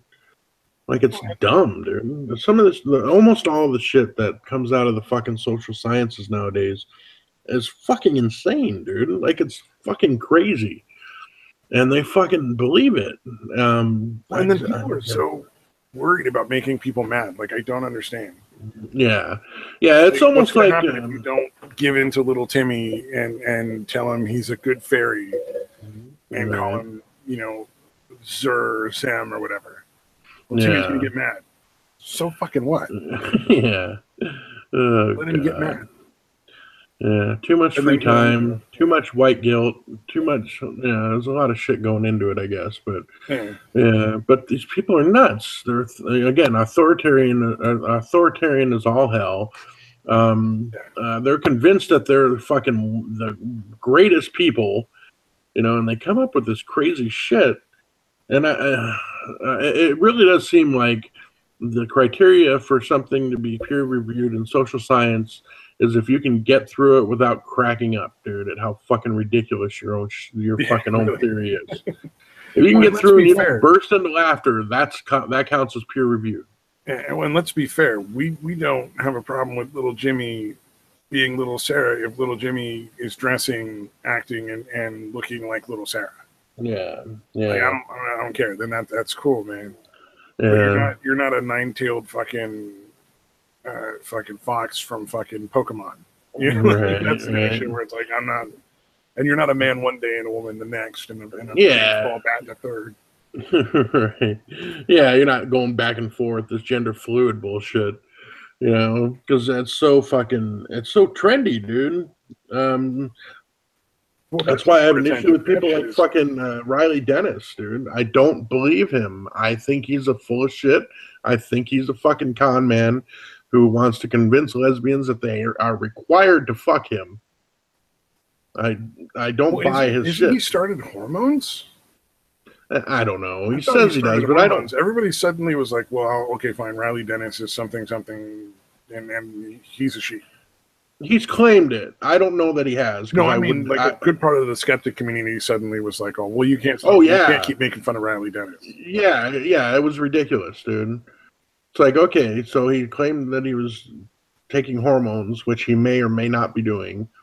And everyone was like, oh, we got to back off now. We can't fucking make fun of Riley. We got to start calling him she for sure. And it's he took some hormones. Everything Riley Dennis says is horse shit. So why would you stop making fun of Riley?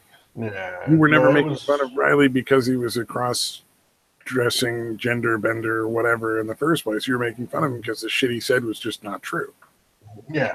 I don't understand why that changed. That was it wasn't the he-she thing that was really the issue. That was kind of secondary to the crazy shit that was coming out of his or her mouth. Yeah. Yeah, it's ridiculous, dude. I would when somebody with a straight face is explaining to you how a penis is a vagina and a vagina is a penis. Yeah. I love the people that are like saying that we're mistranslating him or misquoting him, and that we're taking shit out of context. Like, no, I've heard the shit fucking Riley says, and it's fucking ridiculous, dude. Yeah, I mean, it's like Anita Sarkeesian. Like, you watch her videos, and they're literally, to me, they're comedy.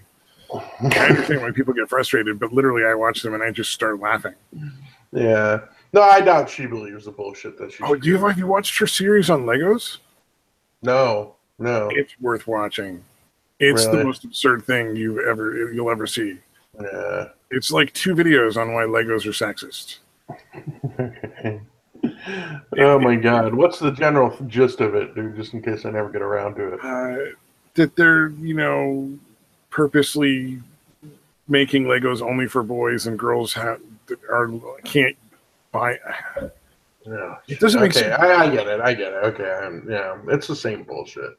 It's the same bullshit. Funny though, because it's like they imply that girls can't get Legos, but like, nobody at the store is checking your child's genitals before selling you a box of Legos. Yeah.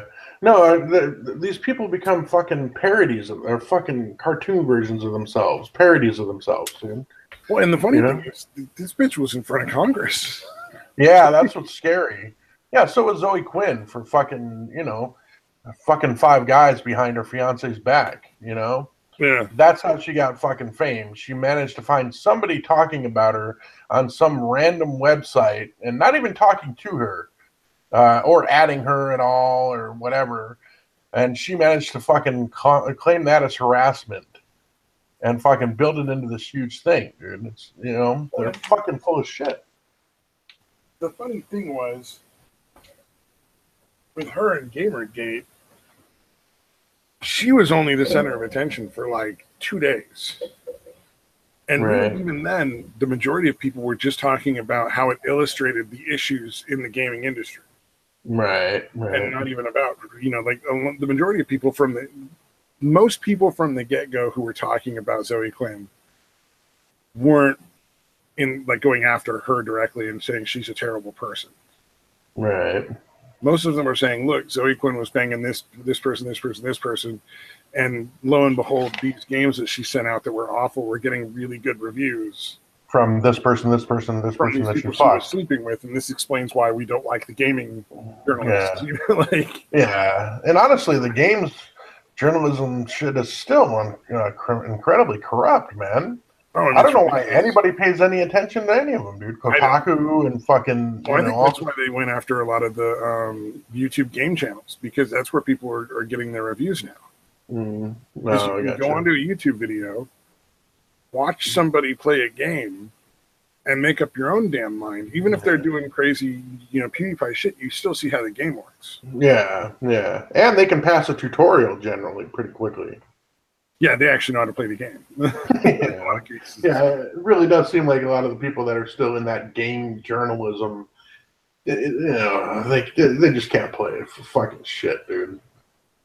Complaining about a game being too hard and that it needs a fucking, essentially a fucking cinema mode where you can just watch the fucking game get completed.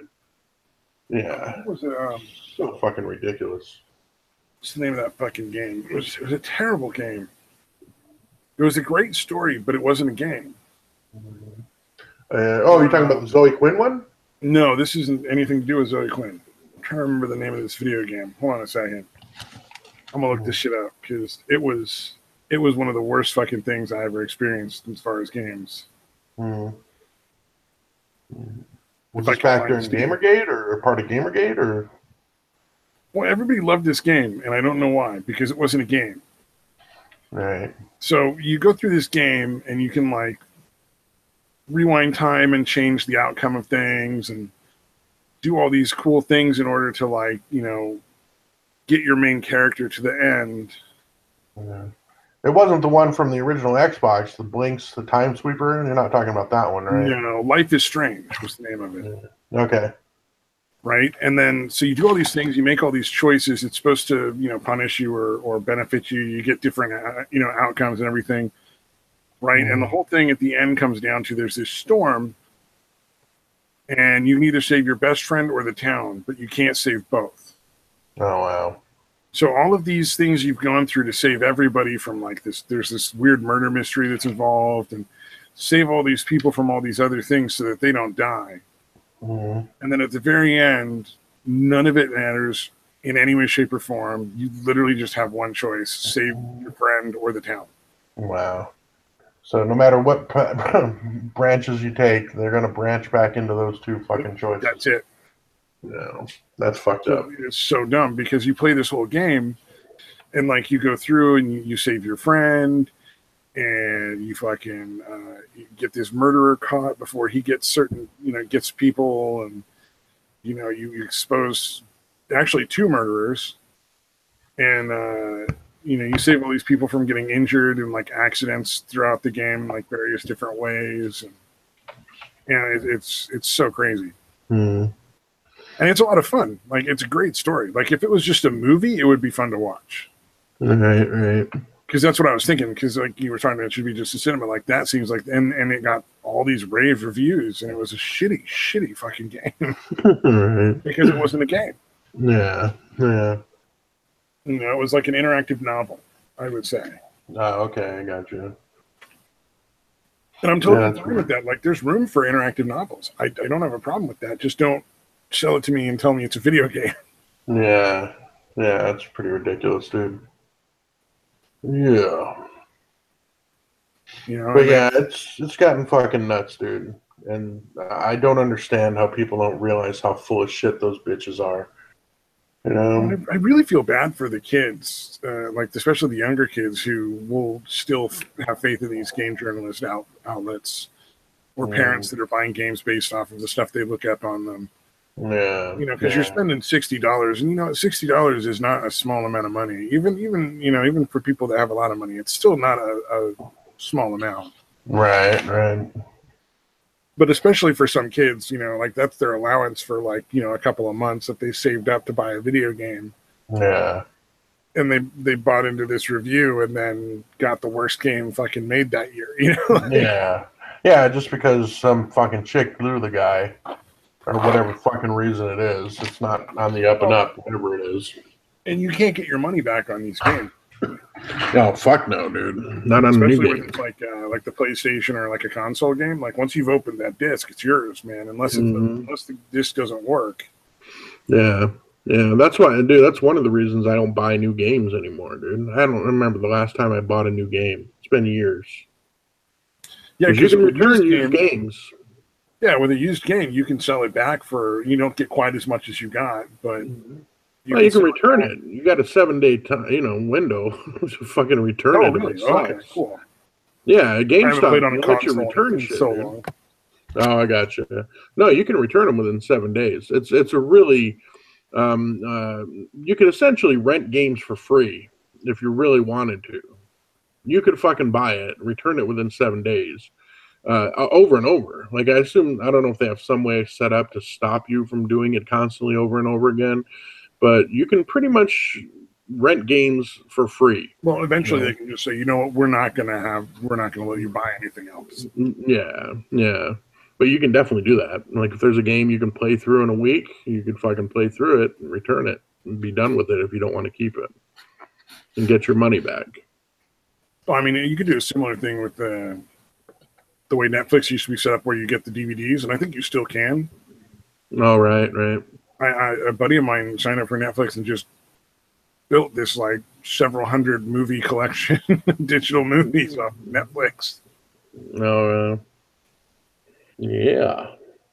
So for the price of $15 a month, he ended up with hundreds of dollars worth of digital movies on his hard drives. Which is essentially like a similar thing. Like you're tying up a little bit of money, but you're getting a lot more out of it. I wonder if you could do the same with used movies. Could be. Yeah. Never know. Do they even sell used movies? Like outside of a thrift store? Yeah, I don't know. Well, they sell used DVDs. Okay. Yeah. Oh, yeah. Yeah, you'll see them at you guys have Walgreens or do you have CVS? Like a fucking drugstore type place. A place that's a pharmacy, but they also have a store. I've never seen used ones at like CVS or Walgreens or any of that. Yeah. Well, look at the ones in Walgreens because I didn't notice it until I was actually looking through them, but they do say previously viewed on them. Huh. And they're selling them for like whatever they're selling them for, pretty cheap. Usually when I buy movies, I either buy them on sale on Amazon, or I'll wait until they're super cheap at like fucking Target or Walmart or something, where they're like the $5, $10 movie. Right. Because usually things eventually, like the DVD will eventually become like a $5 or a $10 movie. Oh yeah, for sure. Rarely do they maintain any value, like. Yeah. Very few movies ever fucking stay at a high fucking price point. Yeah, and so usually if you just wait long enough, eventually you'll get a copy. Yeah. Usually there are movies I really, really want that I'll pay full price for. Like I got Justice League 2. We're not Justice League 2, Guardians of the Galaxy 2. Oh, right. Justice League 2 isn't out, so I don't know why I thought that. That was pretty amazing, dude. It was a great movie, and nobody's seen it yet. Yeah, it hasn't even been shot yet. It's spectacular. And considering the fact that the first one tanked so bad, a second one is not likely. Is the first one tanking? That's too bad. Oh yeah, no, they're assuming it's going to lose at least $100 million. Well, I'll be going and seeing it probably next week. So yeah, do your bit to help out. Yeah. You know what? I like DC characters. I know a lot of people don't like them. Well, not next week. This week, probably like tomorrow or the day after. I'll go see it. Yeah, I don't. I like Batman, and that's about it. I like the like the Green Lantern, the Green Arrow, the characters that aren't as invulnerable. Like Superman's always kind of boring after a while. You know, like Yeah. I like the Yeah. Christopher Reeve movies because they did some weird shit. Right. Like, oh, the yellow kryptonite, he's fighting himself now, and fucking he had to kill his own fucking weird doppelganger. They got pretty wacky, dude. Yeah, but He threw his yeah, sorry rap it's S. right. Oh man, I remember Family Guy making fun of that, dude. It was It was funny. really weird. Yeah. Even as a little kid, man, I was just like, that don't make no sense. Right. Oh my god. Yeah, really weird shit, man. But yeah, I don't know. Like, well, actually, yeah, Green Lantern's okay. Green Arrow's okay. I think Green Arrow. The only thing I ever read of his though was the ones that Kevin Smith wrote. So, Oh yeah. that's kind of, I don't know much else about it. But yeah. Green Arrow gets into some more interesting territory with like the League of Assassins and stuff. Mm. I think it's a little more human of a character than Batman. Mm. A little more Yeah, I can see fallible. that. Yeah. No, that's it. Although, well, I don't know. It's always okay Flash with was good Batman. until they made Flash like essentially like in like the they able to do anything with speed. Oh, right. Where it can vibrate so fast the bullets go through him and shit. Is that what Yeah, and then he can you're talking fucking about? and then he can travel through time and change shit and fucking. Mm. Yeah, I haven't watched it. My son got really into the Netflix one. I haven't watched it. Does it do that kind of shit in there too, or have you seen that? So I've watched a lot of the Netflix Flash. I don't know if I can keep going Oh wow, with this really? most That recent bad? season. It just like it got into sort of like the weird, like too much drama and not enough superhero shit. Oh, gotcha. Like Mhm. I like some drama, but I Right, like when people move the fuck on. right. They're just kind of You dragging know, it out. so these people had this issue in the season one. Like there was this problem that they needed to work out between them, and at the end of season one, they dealt with this issue. Mm-hmm. Like the guy realizes he is in love with the girl, and the girl realizes she is in love with the guy. So then at the beginning of season two, they just undo all that and do it all again for a whole nother season, and you're like, Oh wow. fucking, Okay. what was the point in the fucking resolution? Are they fucking stupid? Like, what's wrong with them? Did Yeah. somebody drill a hole in their fucking head between the seasons and we didn't know? Are they both superheroes with huge egos or something? Is that how that works? Yeah, that's weird. Well, I mean, it's like this. It just keeps going through the same fucking issues. People keep having the same problems with each other again and again, and that just gets Yeah, fucking repetitive and boring. yeah, it's fucked up, dude. Why did I you think the lie to last me? one, For the fourth time, you've betrayed me again. the same way you Oh have shit! It's the in the fourth first three time. seasons. Yeah, It's the fourth time. Why are you still like you? Why do you fucking believe him anymore? Why? I don't understand why you guys are making yeah, up again at this point. yeah. After the first or maybe the second time, surprise is fine, but after that, like you really should have expected it. Yeah, come like the next 4 or 5 seasons if the show runs, and it's like, yeah, he lied to you like 100 times now. I don't know why you're surprised. Right. You must be functionally retarded. Yeah, Like, and that's the then only explanation. so like they had one of the villains was Zoom, who was Mm-hmm. like a bad guy from the future, Oh, yeah. and he'd come back to like kill Barry for no apparent reason. Mhm. And then now Other the than the bad guy plot is demanded it. now they're plot demanded it. Yeah, essentially it was weird. And then but he had to make Barry in order to make himself happen. All So right. without the Flash, Zoom never could have been. So he has to make the Flash in order to fucking be able to be Zoom in order to come back to kill the Flash. Yeah. Yeah. Sounds The whole fucking thing is awesome. this ridiculous paradox that makes no goddamn sense. Right. And then Barry keeps fucking with time and killing and unkilling his mom. Hmm. So the big thing that makes the Flash is his mom dies in the series on Netflix. Oh, okay, And he right. keeps going back in time and changing it again and again and again. Oh, to like differing results, basically. And they just get too much bogged down into this just nonsense with the time travel. And at a Yeah, certain time point, travel like, is he tough. saved his mom like twice and killed her twice. And I think it, at this point, I don't fucking care anymore. Right, right.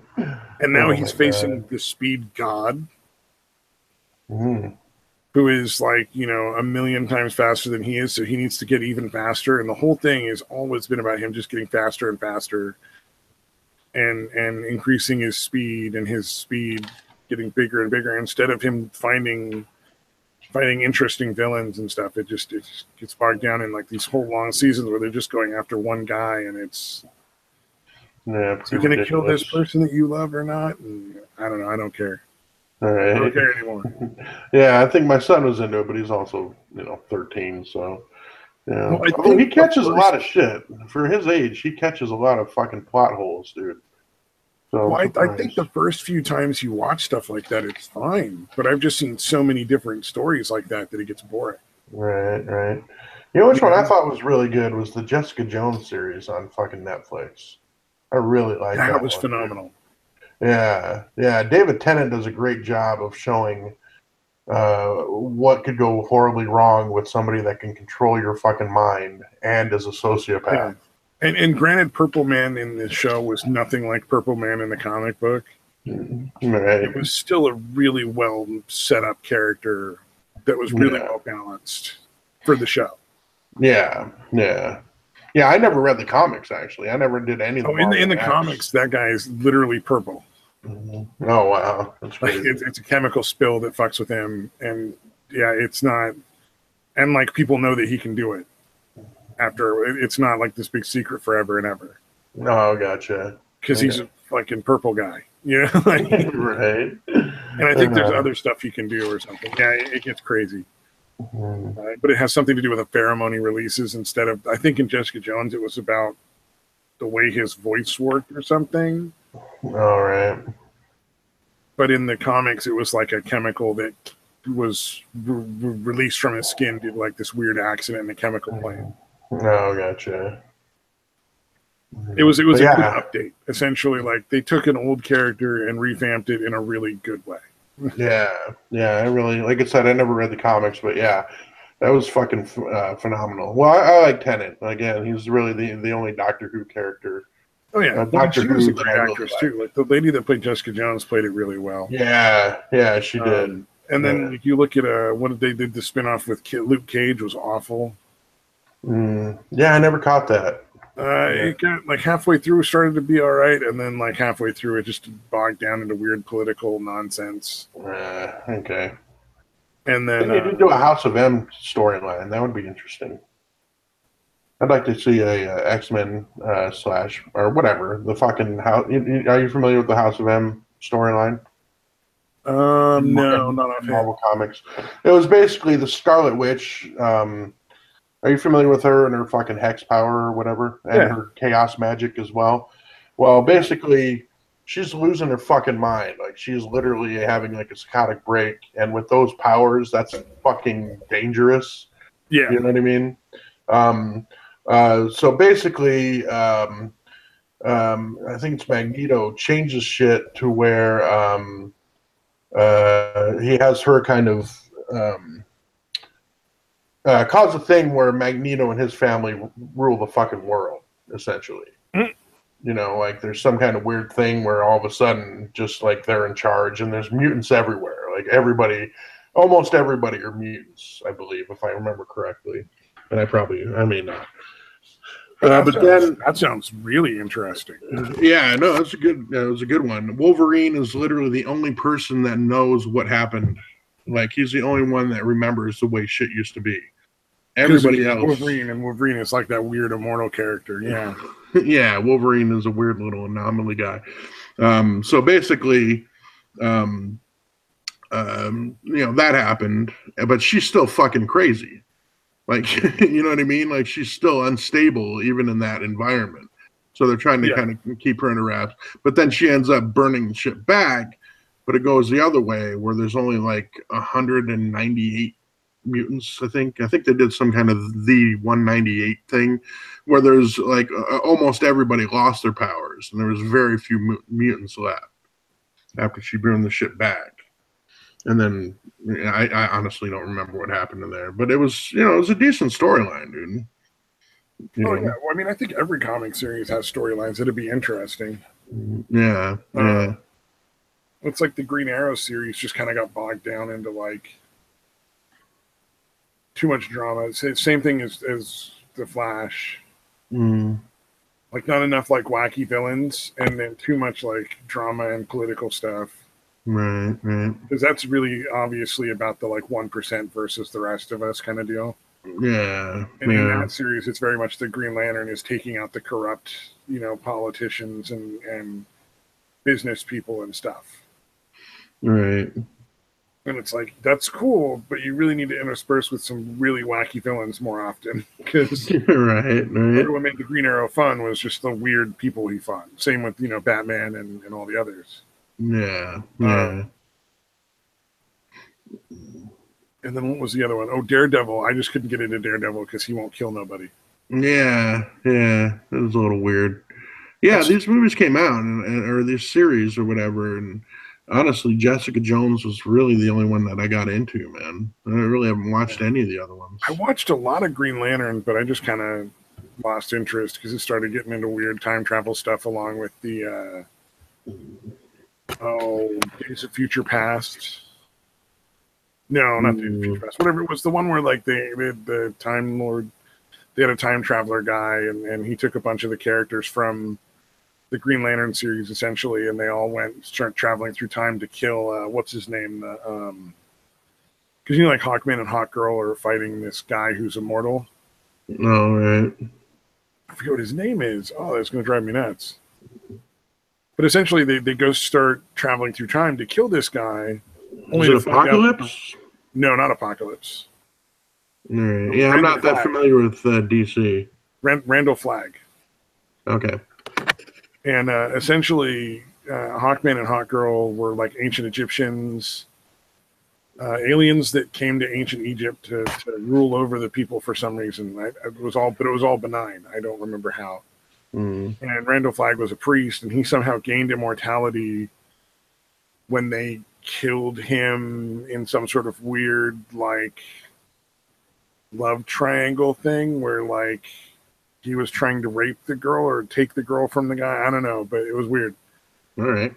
But there was this whole time traveling series where like these time police, essentially, this guy went rogue to kill Randall Flagg because Randall Flagg killed his family.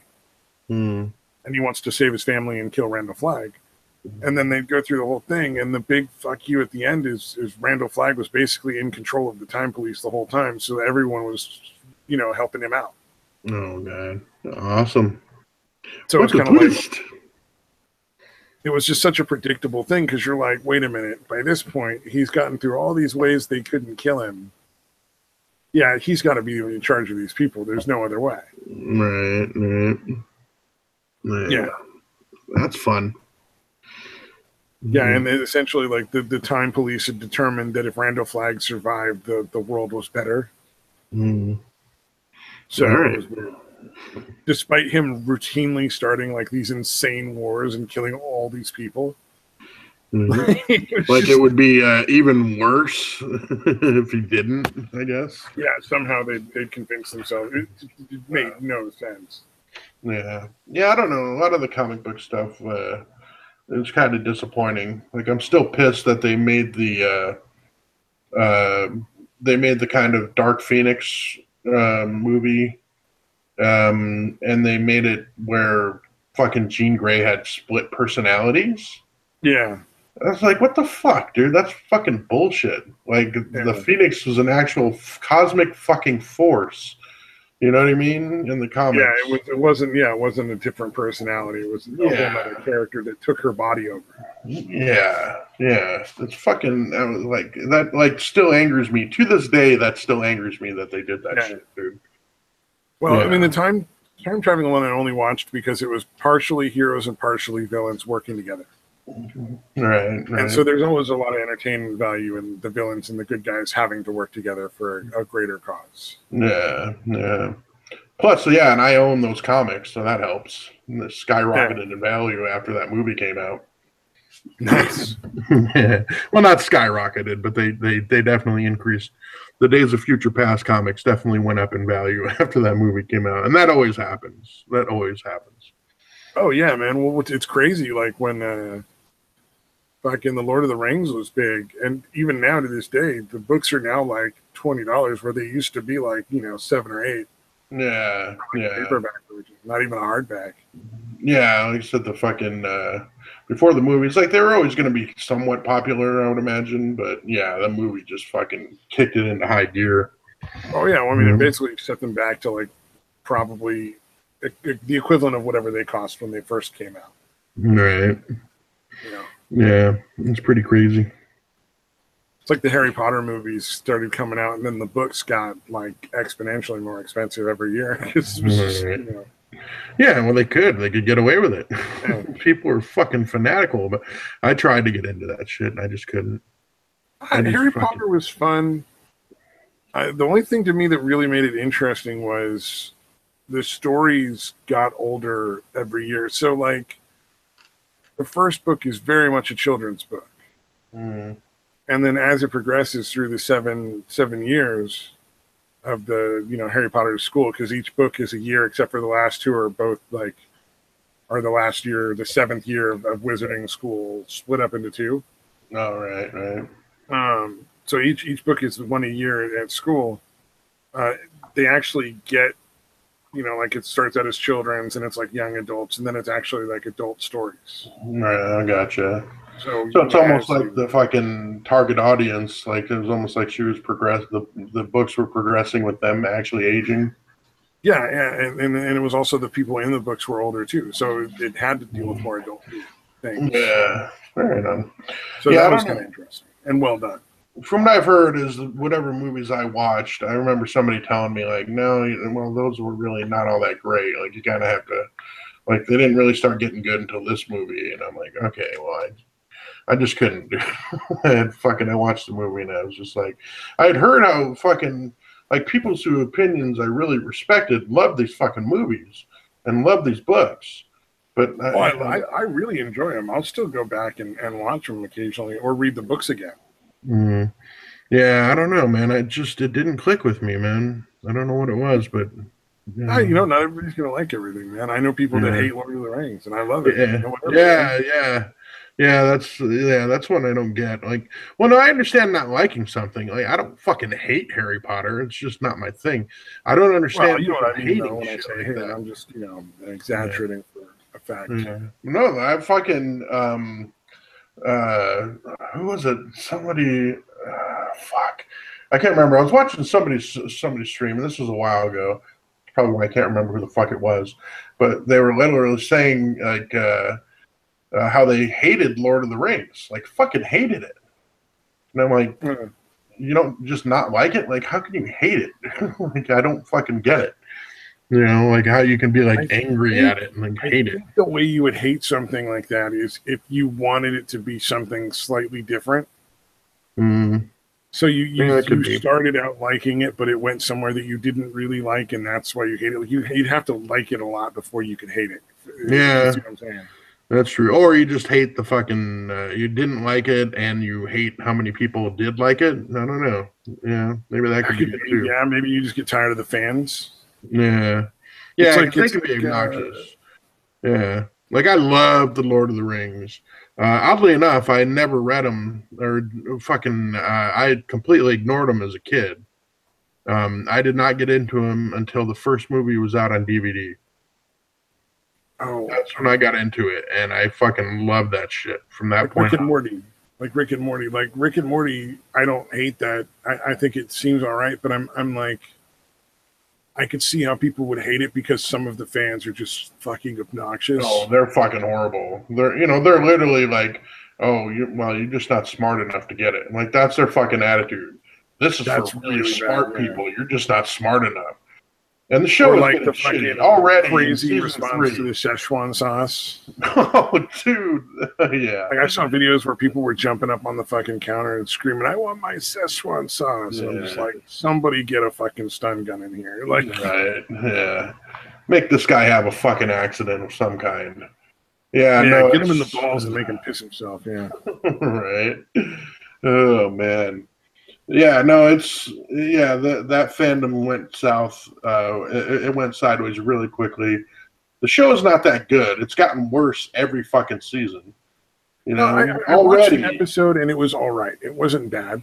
Yeah. I No, can I'm see talking myself like enjoying it. I just, there's so yeah. many other things I want to watch. Yeah. Did you ever watch the Meeseeks episode that I was trying to make you watch? The one where they'd push the button and the Meeseeks guys would come out and help them with whatever? No, I don't think I ever did watch that one. Dude, that's the best one ever, dude. The You one have to I watch that watched one. was they accidentally made the dog super smart or something, and it took over the world. The lawnmower dog. Yeah. Yeah, that was pretty good. Yeah, that was Yeah. pretty entertaining. Yeah, that one was all right. Yeah, but the Meeseeks one was really the best episode. Essentially, they were little fucking guys. He'd like it was a box. You'd hit the button, a guy would pop out, and then essentially the whole thing is Meeseeks hate to exist, so they want to fulfill their fucking mission immediately so they can die. That's the character. And then essentially, basically, during it, one person asks for something that seems simple, but then he can't get it done. And so the Meeseeks are getting fucking more and more angry that, because they want to be fucking done and dead with. Yeah. So, but anyways, dude, it gets pretty fucking crazy. The Rick and Morty part is pretty funny too, but that part with the Meeseeks gets really fucking funny. That does sound entertaining. Yeah. I had sent it. Just showed up finally. Hey. He says, "Jesus Christ, you're still streaming." Oh, damn. Yeah, no, I had sent that to you at one time, but it was quite a while ago. Yeah, I sent that episode, but it was kind of a weird, like it was one of those ones where they did some weird shit with the stream or with the picture, and then a little bit with the audio. Because it's almost always like they try to speed up or slow down the audio. This one wasn't that bad that I sent you, but they did something weird with the screen to try to get past the YouTube, copyright recognition or whatever. Yeah, that's a tough one. Yeah. But yeah, if you get it, the Meeseeks and Destroy episode, watch that one. We've been streaming for like 3 hours, apparently. Akinara was here when we started, and he's like, "And I didn't feel like typing, and now you're still here." Oh yeah, it is actually. Yeah, 11:30 my time, 12:12. Yep, over 3 hours. Yeah.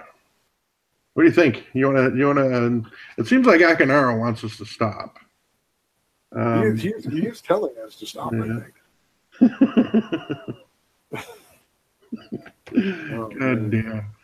Why did it show us only 2 here the whole fucking time? Now it's showing us 4. I don't know, man. Fuck Yeah. Fucking Stench ever come back? Are you back, Stench ever? YouTube is probably busy watching videos of like children bathing or Russian kids fucking doing pole dances and shit. Right. Oh, damn. No one without drugs would do that. Fuck, dude. I'm sober, dude. I just fucking don't sleep. I have trouble sleeping anyway. So if I want to stay up, it's not that difficult. Oh yeah, it is. Yeah, there's stench overs there too. Okay. Yeah, I know there was only me and you watching our stream there for a little bit. Yeah. Those are the good parts, man. Those are the good parts. Right. Yeah. But at this point, I think we are starting to get into like retreading old shit. Yeah, probably true. Go before we're terrible.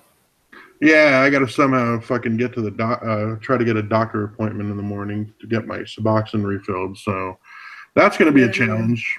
Yeah, I forgot about it with the holiday. So I have one left. So it better fucking happen or I'm going to be in a world of pain. Oh, yeah. Well, I hope you get that worked out, man. Yeah, I should be all right.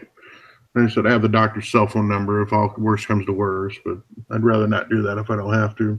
Worst case scenario, we'll have the Gunstream run a fucking fundraiser for you.